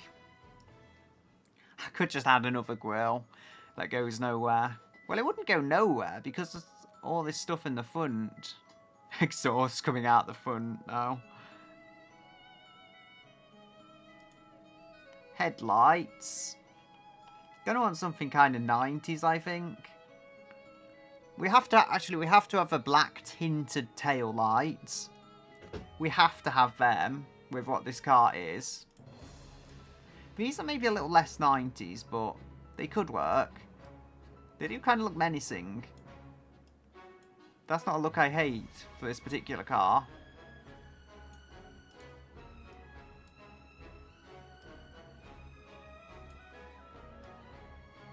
It is supposed to be a menacing sight, even if it looks like a ricer that someone's spent too much on eBay parts that the seller swore would make their car faster if they just stuck them on the windows or whatever.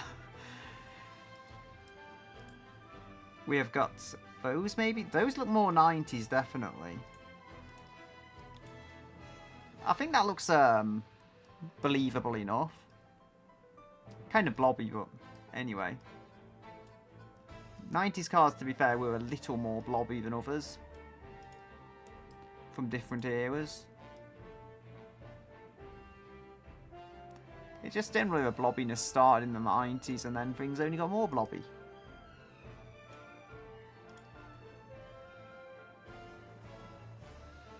So we have got to get that. Hi Andreas. Andreas, I'm probably mispronouncing that. I have built a wheel car. The wheel has decided. Thing is, it's made some odd decisions. I'll go over it. So we have this BMW body I've used. It's selected a slightly odd rear longitudinal layout.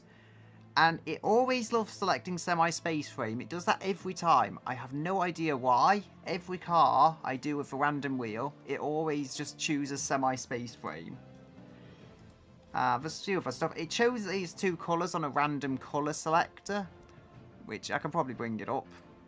Like, I got a random colour selector, and then 2 colours came up.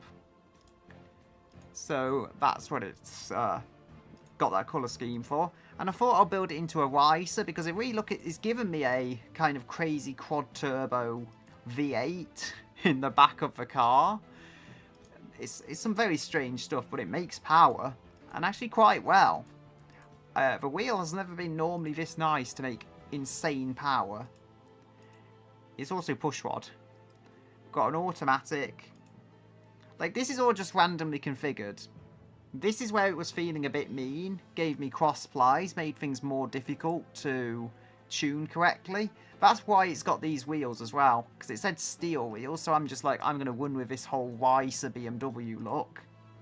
That's why it's got a really plastic wing, which does actually provide functional downforce. It said, I don't know if it's here, or if I moved it. No, I moved it, I think, but it did say, does it want front rear downforce, or both, or neither? And it selected all of them, so that's what we've got. We've got drum brakes on the front, the lowest end drum brakes and solid discs, which I have still got brake fade from, despite having tried desperately to stop the brake fade. Front tyres are 235 and 285 because cross-ply has limits, and I've done what I can. We've got semi-clad under tray. It goes very fast, and that's why I'm scared of it. It gave me ABS, and things could be a lot worse, although it is still manual steering. Surprisingly, it doesn't complain about the manual steering despite weighing 2 tons. Very nice suspension in general. That's the one thing it has going for it. And where's the transmission? Yeah, 223 miles per hour supposedly, in something with cross plies. So things could be going worse, but the cross plies do scare me. Built a few other ones as well, which I can show them when I've exported this car. I will go back and show the other cars I have built with just the random wheel, choosing the parts. Where was I? I was on the design, so yeah, it has to look kind of 90s, and I'm thinking I'm going to have all of the BMW badges, like just, you know, AMG 6.3 while simultaneously probably being a 5 litre, because I want it to look so like someone's just desperately stuck a load of plastic bits on, but it's actually legitimately quick, despite looking like it's just got loads of cheap parts on it. Like, that's the idea I'm running with here. Because this area is functional, but I feel like if I just put enough plastic on it, it's going to just look like a cheap accessory. And like it has no function whatsoever.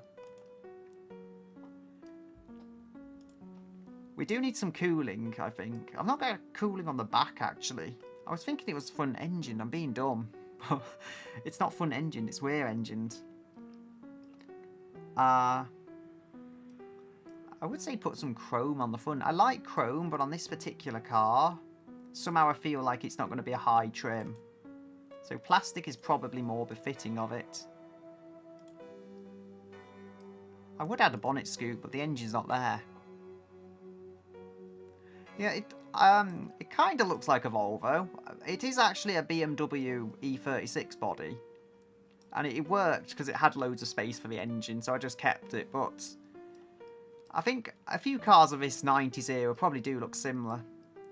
I can kind of see Volvo in it. I had to lengthen the back because of the engine. So the back had to get longer. Maybe that's a part of the Volvo thing. I don't know, the headlights, I just chose something I thought worked. So, maybe, I don't know, I know Volvo has like the Polestar colour, so maybe it's that, because they have the blue Polestar colour. But this is just a random wheel colour that I've tried to make work. I didn't choose it, I am at the mercy of what the wheel decides upon. And it's, for some reason it's lagging all of a sudden. Like, this PC is quite powerful. Should not be lagging.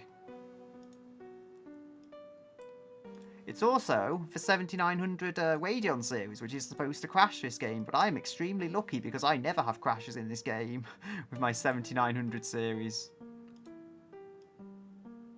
Well, I think it said 7000 series, not explicitly 7900, but it's like when you open up the game, it says may crash on Radeon 7000 series, and I have a Radeon 7000 series, but it's perfectly fine until it just suddenly started lagging for like the first time in ages. Something about this grill it mustn't like. Glossy plastic, glossy plastic.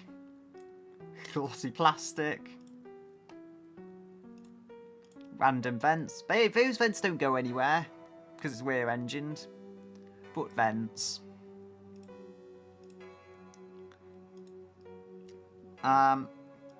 Oh, I've had another why-silly idea that I can do. I think this is gonna look it's gonna look like bad but good because it looks bad. So we're going to go with that. Plastic. Actually, we can have glossy and matte plastic on the same piece of trim. Luxury. This is, yeah, this is a car. I think I might put a number plate on. I've not done it on other ones, but I just see a perfect place for a number plate. This one should work. It's a little bigger than I would have expected, but it fills that gap quite nicely. Can put one on the back as well. I think I can use the same one. There we go. I'll probably try and add some mirrors and door handles and all those little bits. But it is okay. I think... How do I make it look like a riser and still give it ventilation on the back? That's the question. I think there's ways. Like, I think just putting random vents that appear totally nonsensical and like they'll do nothing. But they were still, because it's rear engine, they will actually provide much needed ventilation to the engine.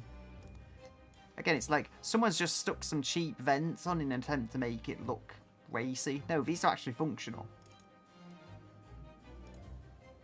Just make sure it all matches for the plastics. I don't know what's happened there. Like, it's just not blending at all. I think that'll have to be the blue colour. Just because otherwise it wouldn't blend into the bodywork at all. I can also do stuff with the avatars. Yay. Have that open. I did make a few of them. And I've also got the Vocaloid pack. The tail lights. I think actually, I've had an idea. So if these work, make it look almost like Ferrari tail lights. Because I think Ferrari actually has the quad tail lights. That's like their thing. So I think I can do that, but actually kind of have it work.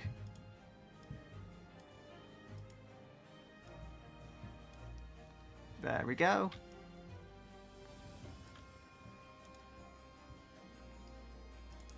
Actually, I've had an idea. So if we go with this, I don't know how exactly this is going to work, but we'll go with a grill.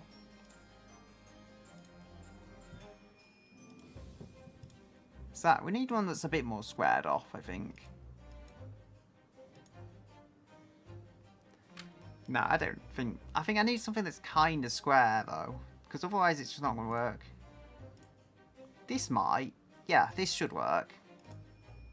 Just anything I can do to kind of eke some vents onto the thing.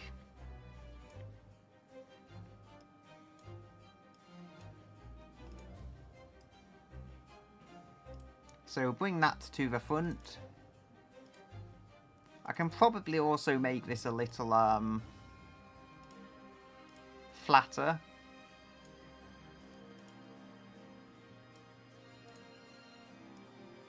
Come on. Kind of put that the other way. Don't know, is that... Ah, yes. I keep messing this up. But anyway.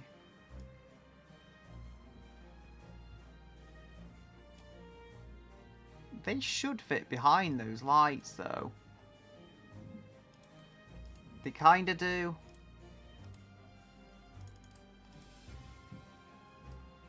Maybe if I... No, that's not doing anything. Like, there's only so much I can actually try and do to get these to line up. I guess that will have to work. Unless I use different tail lights, which is also a possibility. A distinct possibility.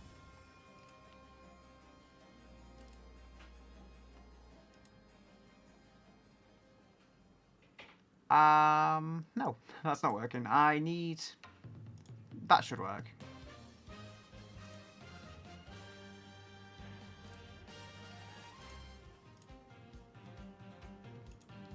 More plastic.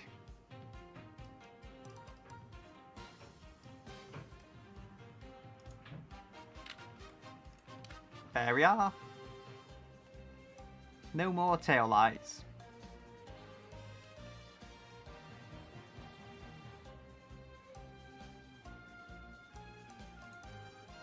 If I can get these that look a little older.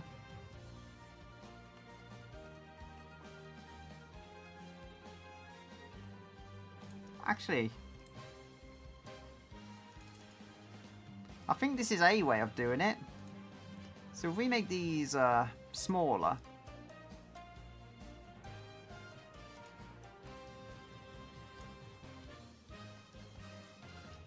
Make them smaller, and then we can go maybe indicators and reverse lights tied into the design quite nicely. So drag these across.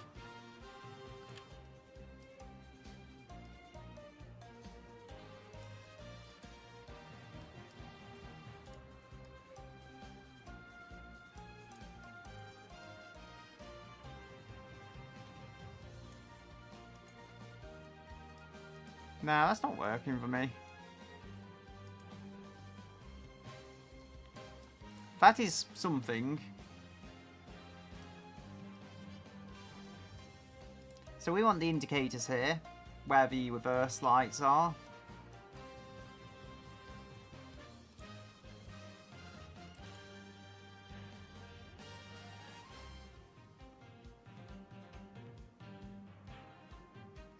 Seems like there's two indicator parts.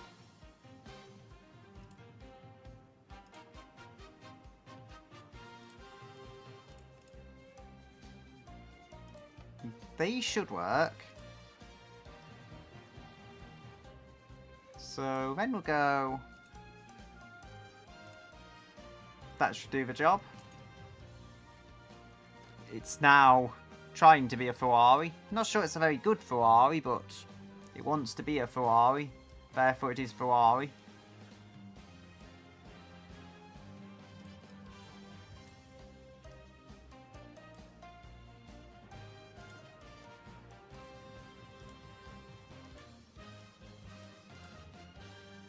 So that can be brought to the front number plate, and there is some ventilation there now, for better or worse. I think that's probably enough to keep it cool. I don't want it to look too rear engine, that's the issue. I have an idea. If I'm going with this whole Weiser look,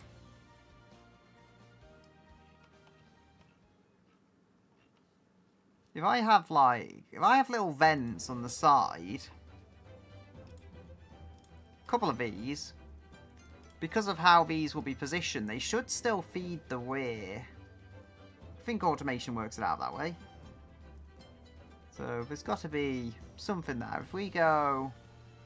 I think you can pivot this. Yeah, you can pivot 90 degrees. That should provide me a little extra cooling, and I think that should easily be enough for this.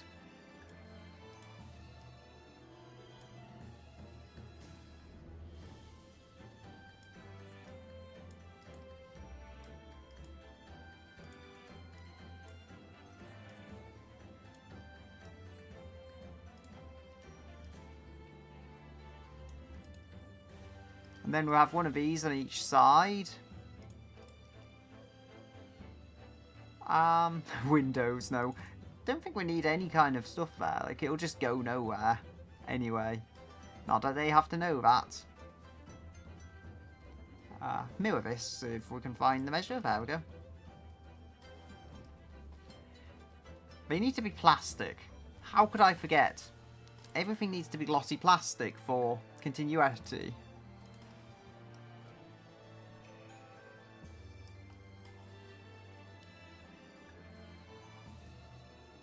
I should hate this more than I do. It actually does have a style, at least. So, I believe these should work just fine. Not sure where they're off, but they won't look too far off on this car. You get some plastic mirrors, because low end. And the indicators. We've got front and rear indicators, we just need the side ones.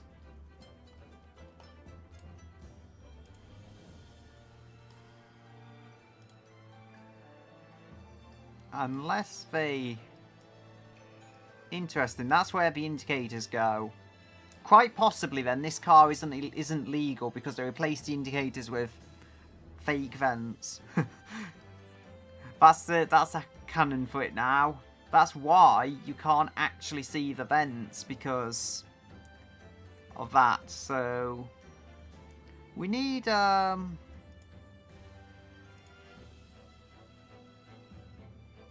door handles. That was it. I feel these probably not BMW handles, but they do say 90s to me.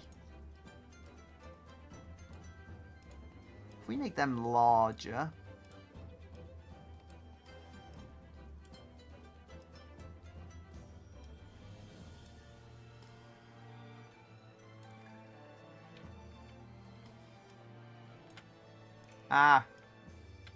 I need to try and move these or duplicate them. Come on. I think I got it, yeah. Apparently I duplicated them more than I thought. Anyway, here we have our handles. We don't need the ones with locks on everywhere.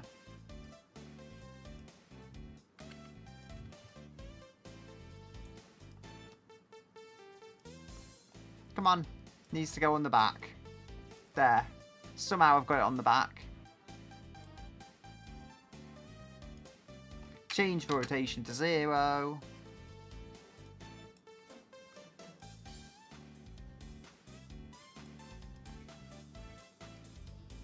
I think I can have the keyhole there.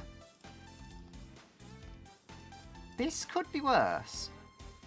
I mean, I think it's got some cooling dotted about the place. Shouldn't be overheating horrendously because of that. We've got all the handles and the mirrors and stuff that we need. It does look like it would be slow, pretending to be fast, but no, it's actually just fast. And I do feel I'm missing something, but everything should be here. I mean, I know there's no side indicators because I've been illegally replaced, but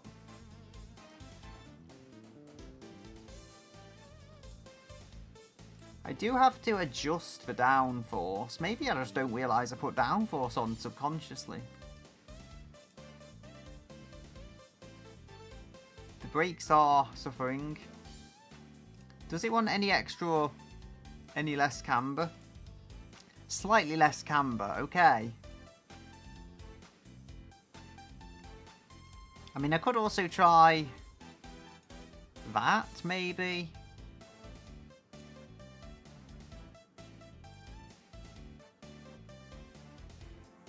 Interesting. Seems to have slightly changed the config. Now it's got aerodynamics, and I still haven't adjusted the aerodynamics, but very interesting result there. So it's got weird downforce. I think this is actually one of the better cars for downforce. I think it might actually be able to make front and rear downforce. No, it's not. Did that go? No, so, okay. I don't think it could have an active wing before, so I'm going to have to check whether it'll allow an active wing. Because if... I don't think the option was actually there to begin with. Okay, so we are allowed an active wing. No idea if that will be really playing into my hands or not. But we have the active wing.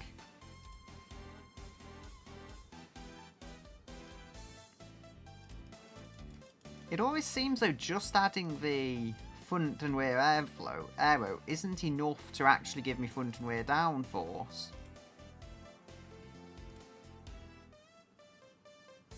I do want at least rear downforce though. So if I go 49...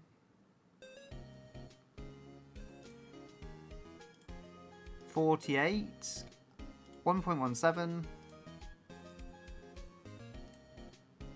Okay, that looks like how I have to do this to try and keep it under control. It is making some back-end downforce, though, so it's not completely hopeless as it would have been before holding the back-end down, perhaps.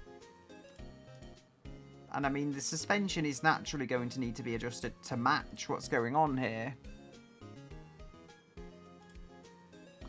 So if we go, does that change, or is that all the same?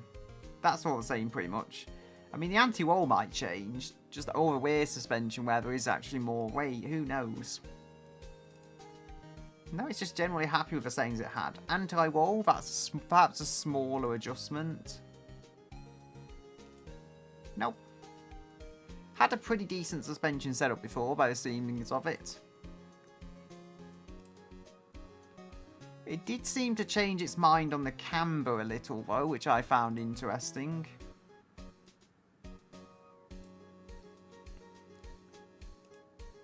.6.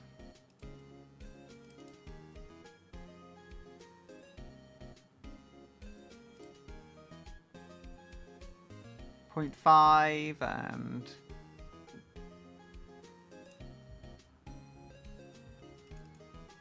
okay, so we've got .6. I think I'll take that. Slightly less camber, front and rear, doesn't need it as much. Almost looks like the rear has collapsed with all that camber. But it hasn't collapsed. It's just meant to be this way. So there we go. I think this is more or less finished. Got to do some final adjustment on the gearing to match the new aerodynamics. Seems to have lost a little speed. Still mighty quick.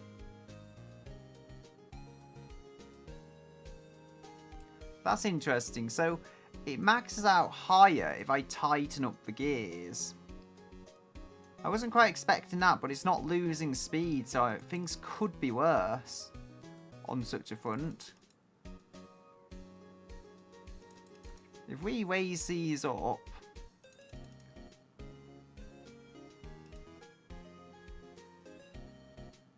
$222.8. Ah, raising that has given me a little more high-end speed. So that's a thing. If I can get this number correct. Yeah, 223.1. Seems almost like that's as good as I'm going to get, to be honest. And then we can adjust the acceleration a bit. Hopefully get a bit more speed out of it.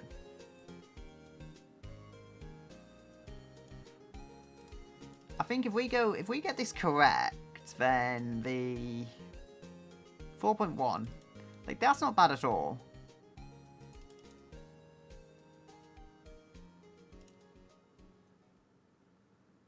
There we go. 4.1. Just make sure it's saved, because that is pretty much done.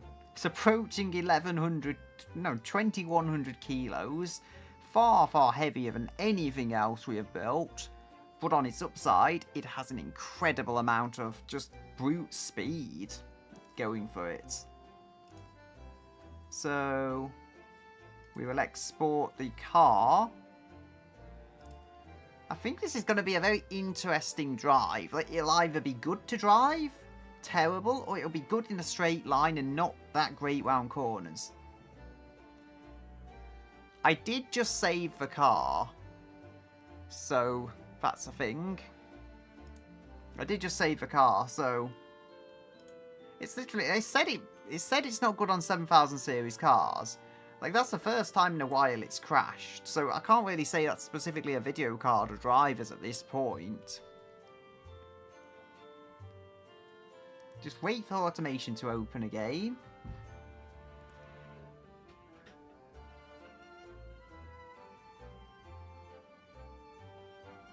This is...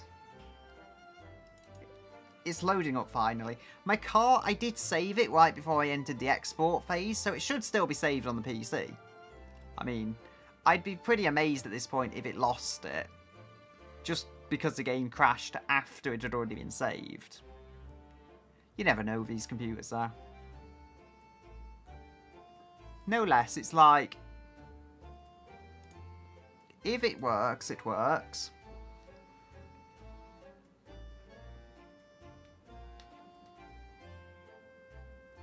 Because I did a stream before and I didn't get a crash once on here. I did a few, like 3 of them. Didn't get a single crash, so... I think we're going quite good to have 1 crash out of a lot.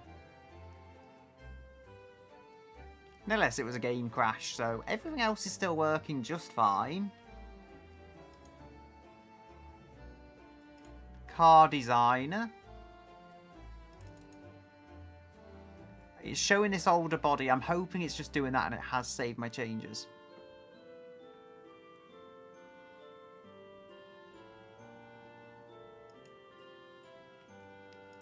Yeah, there we go. Because it was showing, like, it wasn't even showing this body. It was showing something completely different that I had basically before I even started streaming.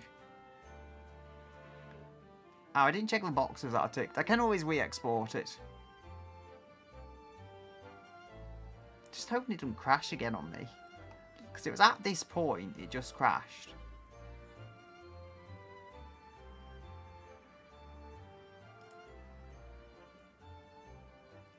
There we go, so... Yeah, just checking this stuff. I think, yeah, everything was selected as it should be for that export. So, let's go and see what we have built.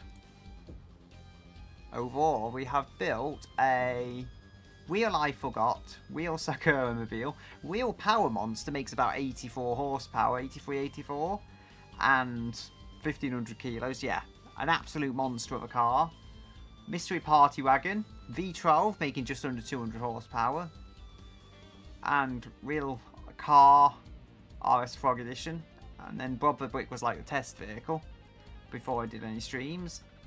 This was not on a stream, but yeah, it was kind of a pain to build. Now, I'm just going to re-export this particular vehicle because I exported it before, and it just didn't work. Like, the whole engine wanted to degrade itself, but once I'd modified it on the laptop just yesterday, it was perfectly fine driving on the laptop and stuff. So, I'm going to just try re-exporting it. Yeah. Did I still call it Wheel I Forgot? Well, it was Forgot. I actually just forgot to rename it. That was just something I came up with at the top of a stream, but I just forgot to rename it. I also forgot, there's actually one thing I had to do, so... I was going to put, like, all these badges on to really lean into the whole WISA thing I'm going with. Although it's crazy fast. Also, hi Mr. Tom, I am being slow. But anyway, we have to sort the badges out. It's also not got indicators. That's another little touch. Like, they replaced the indicators with WISE events. So it maybe isn't entirely legal to drive. And the badges. We need all the badges. Right, so GT1. All that, yeah. It's going to be a GT1 car because I saw this first.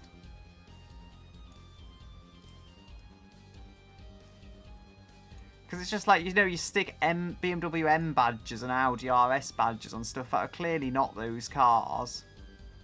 That's what's going on here. Yeah, we've got a turbo badge. It is actually a turbo, but just to lean into the whole idea that I'm just sticking badges I found on junk cars or whatever on it to make it look more intimidating than it actually is. I wonder if it's a diesel badge. That would actually be kind of funny. Yeah, 4x4. It is 4-wheel drive, but it's not a 4x4 system. So yeah, why not just put a 4x4 badge on it? Ah, I messed that. I didn't click that properly.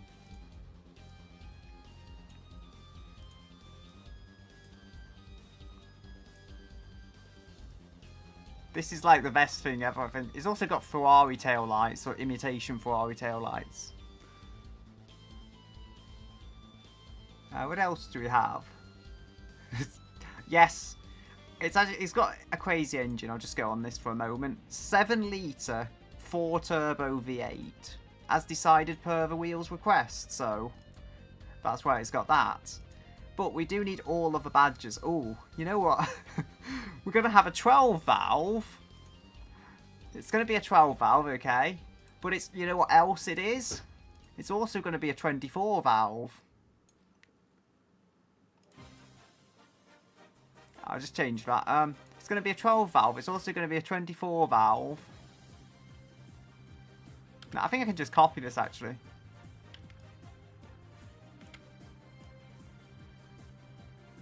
Many cars were sacrificed for this to have badges. CD. That's probably even a low trim line, but yeah, it's going to be a CD as well.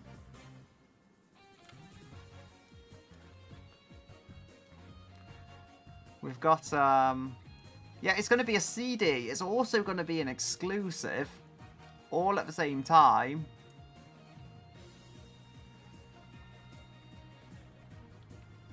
But it's not just a 12-valve CD exclusive. It is also going to be something else. I think I dragged that down a bit, but it's fine if they're not exactly 100% aligned. They tried to make them aligned. It's hard.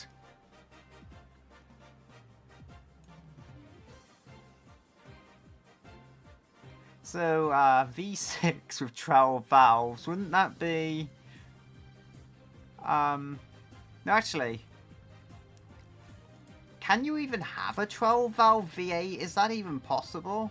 So there's like 8 cylinders and 12...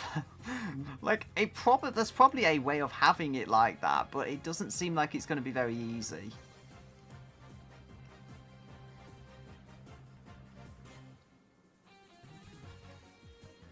It's also a 48 valve.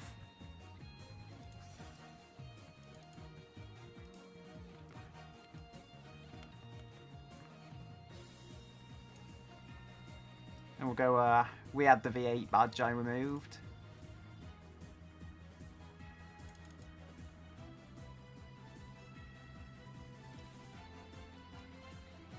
There we go.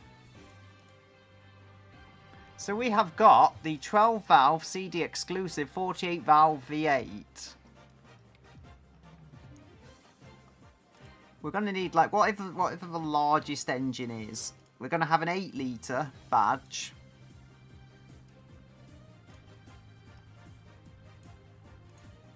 So it's an 8-litre now because the badge says so, even though it's not even that big.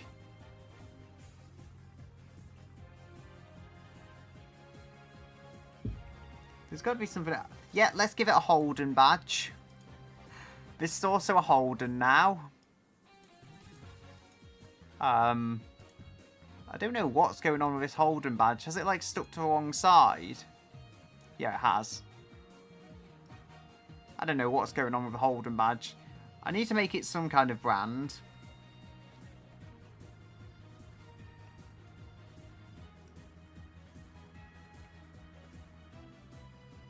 I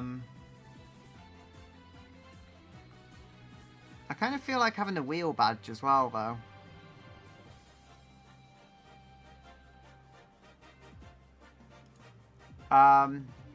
This is also going to be...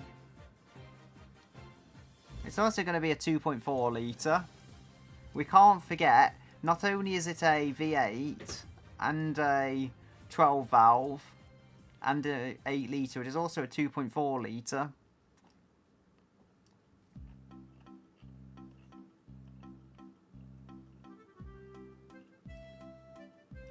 I feel like, do I see a bonnet ornament? Yes. I see potential. What's the most dangerous bonnet ornament? I wonder. Yeah, let's have a pirate ship on the bonnet.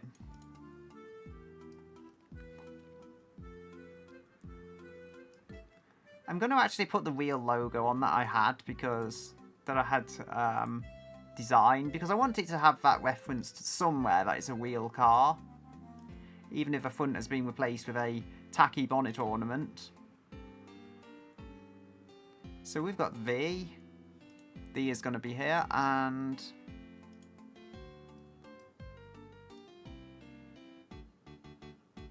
yes,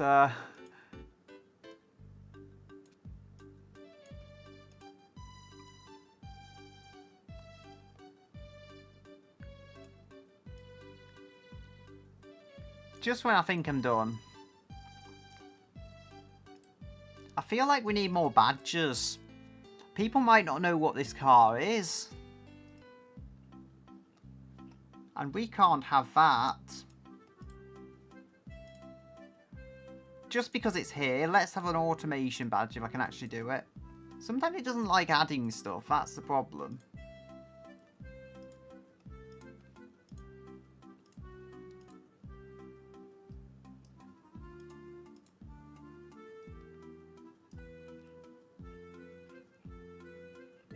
There's got to be something else, I feel.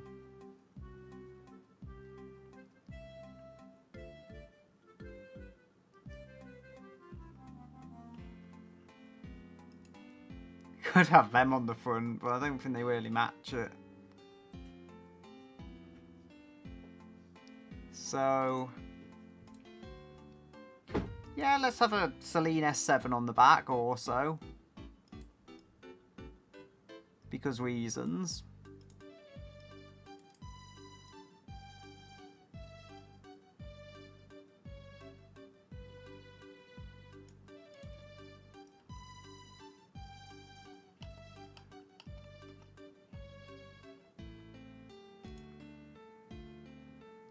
Okay, if only you could get like the explosive logo.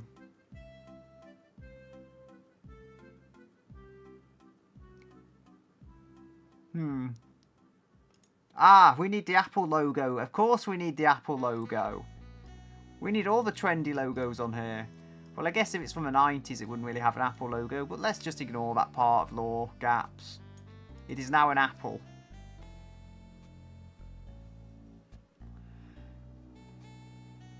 And I feel like we need another turbo badge, to be honest, but a different turbo badge. We've got to really let people know that this is a car. It's definitely a turbo. Make no mistake, it is definitely a turbo. It is not a non-turbo. It's a turbo Apple. It's a turbo iCar. If only you could get the Rainbow Apple logo. Like, the Rainbow Apple logo would be relevant to the 90s.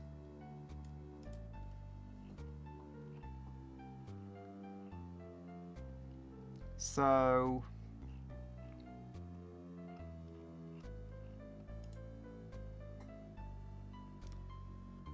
let's put a Chrome Dragon badge on as well. There we go. I think... yeah, we just ignore the 2.4 litre now. So I feel like the name, I need to... that is a way of doing stuff.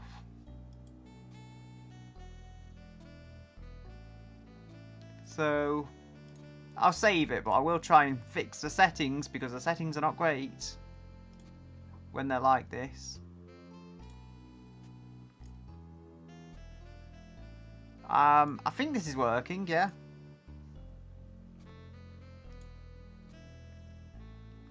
I think borderless window, because it's kind of flickering.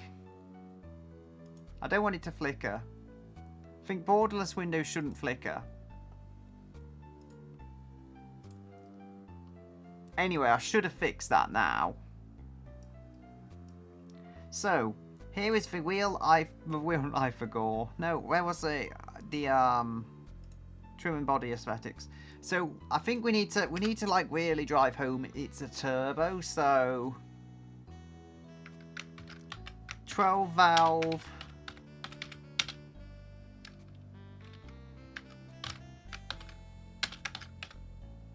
No, got a capitalized turbo. 12 valve turbo V8. Special RS. Track Edition Plus. I probably won't even remember that name. But anyway, we have it done. I'm obsessively saving, but I have to make sure I don't lose it. Because it crashed once on me. Thankfully after I had saved a car. And we can finally get to driving the thing. If I can ever find it. There we go. The badges were all important though. Like I couldn't miss them off. They're an important part of the soul of this car. That it has every single engine and driveline configuration known to man.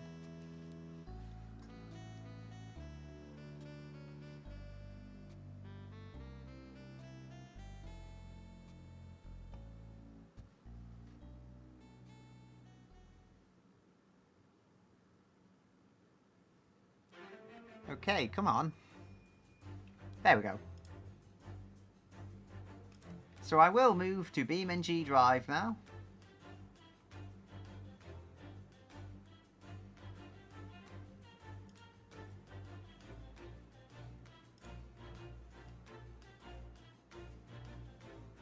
So we've got BeamNG. Bit of flicker there, but I think it's okay. Somehow the PC is still going and still streaming.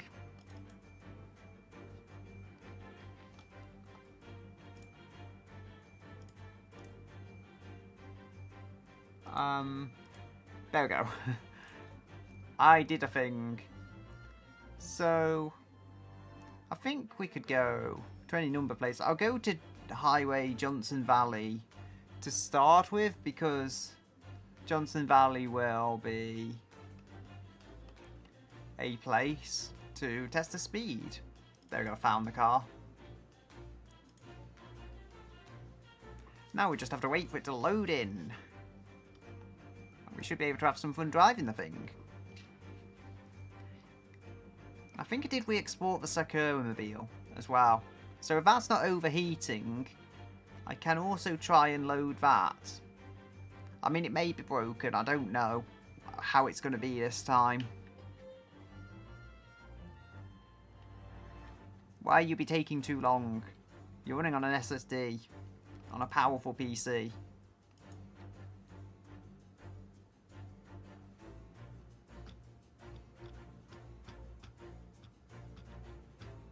Come on.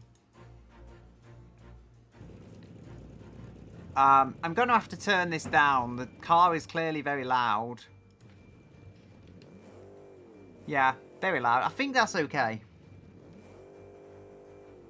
Oh, it appears to get very hot, and I don't like that. I mean, I'll spawn a new Sakura-mobile. See if this one's working. I mean, the only other thing I could think, maybe Johnson Valley is naturally like a very hot map. Yeah, something's wrong with this engine. I think I'll have to have a look. Like, I feel I must have changed one thing on this engine and it's completely broken it. Anyway.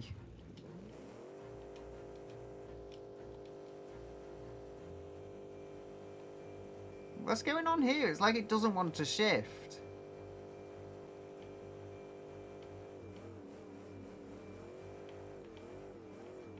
Oh no, I'm scared. It's very scary going in a straight line. I blame the crossplies. Sounds almost like it's got a CVT. It is moving. I mean, it's not like it's stuck in first gear. It just doesn't seem like it's shifting very well.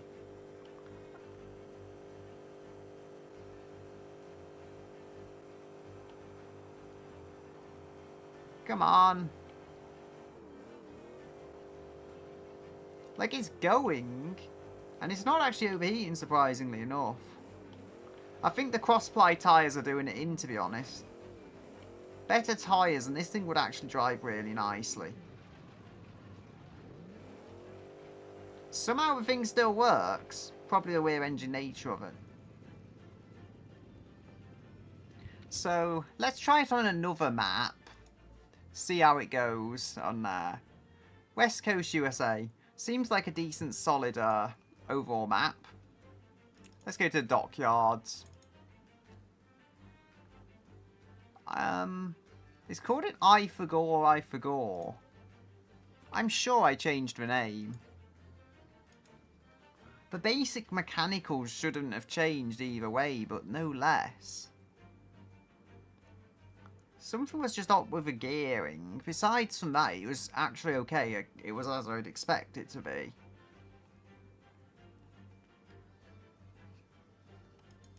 It's always interesting to see what it ends up building, though, given it's basically random. Given now it's basically random, it seems interesting what this can sometimes build. Like, an 800 plus horsepower rear engine BMW. Very odd. It just not like loading today.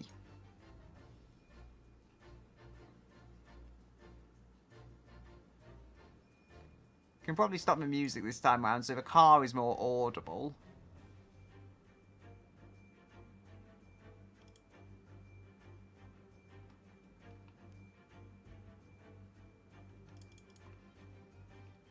The only thing I could think, BeamNG somehow ended up on the same drive that the offline recording is going to. Oh, it didn't show the loading bars, so it literally just waited and then... I mean, there's no ESC or traction control though, it's just ABS, so that shouldn't be stopping this.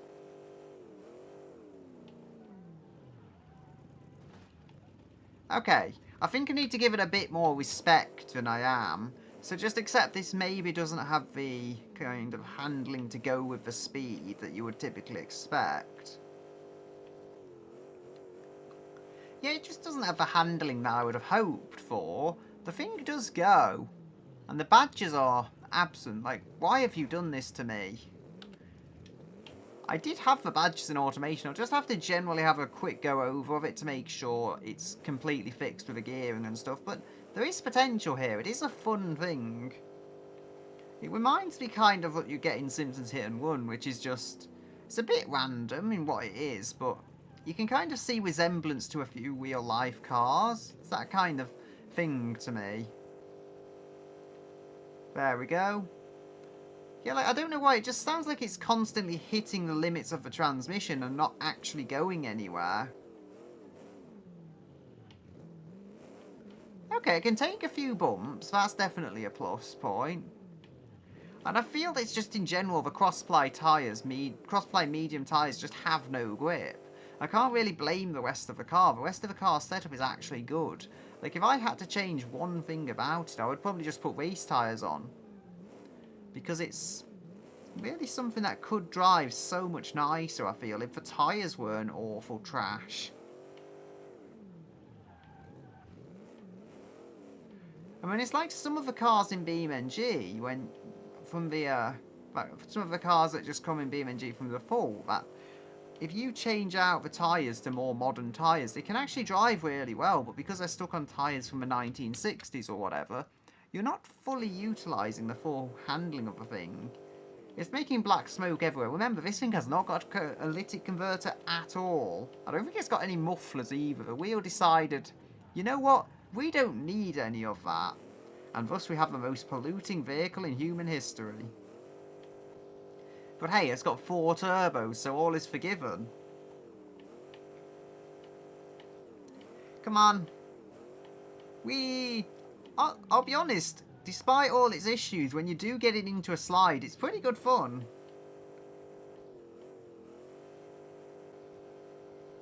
I mean, I'll give one more try to the Sakura Mobile.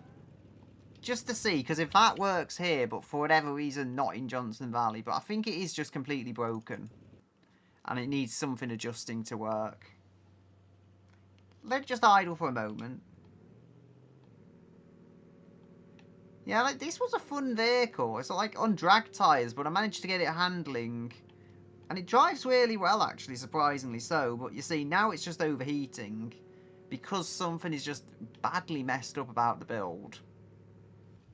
Piston wings have gone, like, already, as you can see. I don't think I've left the other car. I think I just replaced it with that. Where am I? I've lost my way, it seems. Yeah, the other car just isn't here anymore. Anyway, I'll be calling it a day for now. If only this car hadn't gone up in smoke, but it has. And so, I'll leave it here, because I have a lot of editing to do soon. And I'll say goodbye until another day.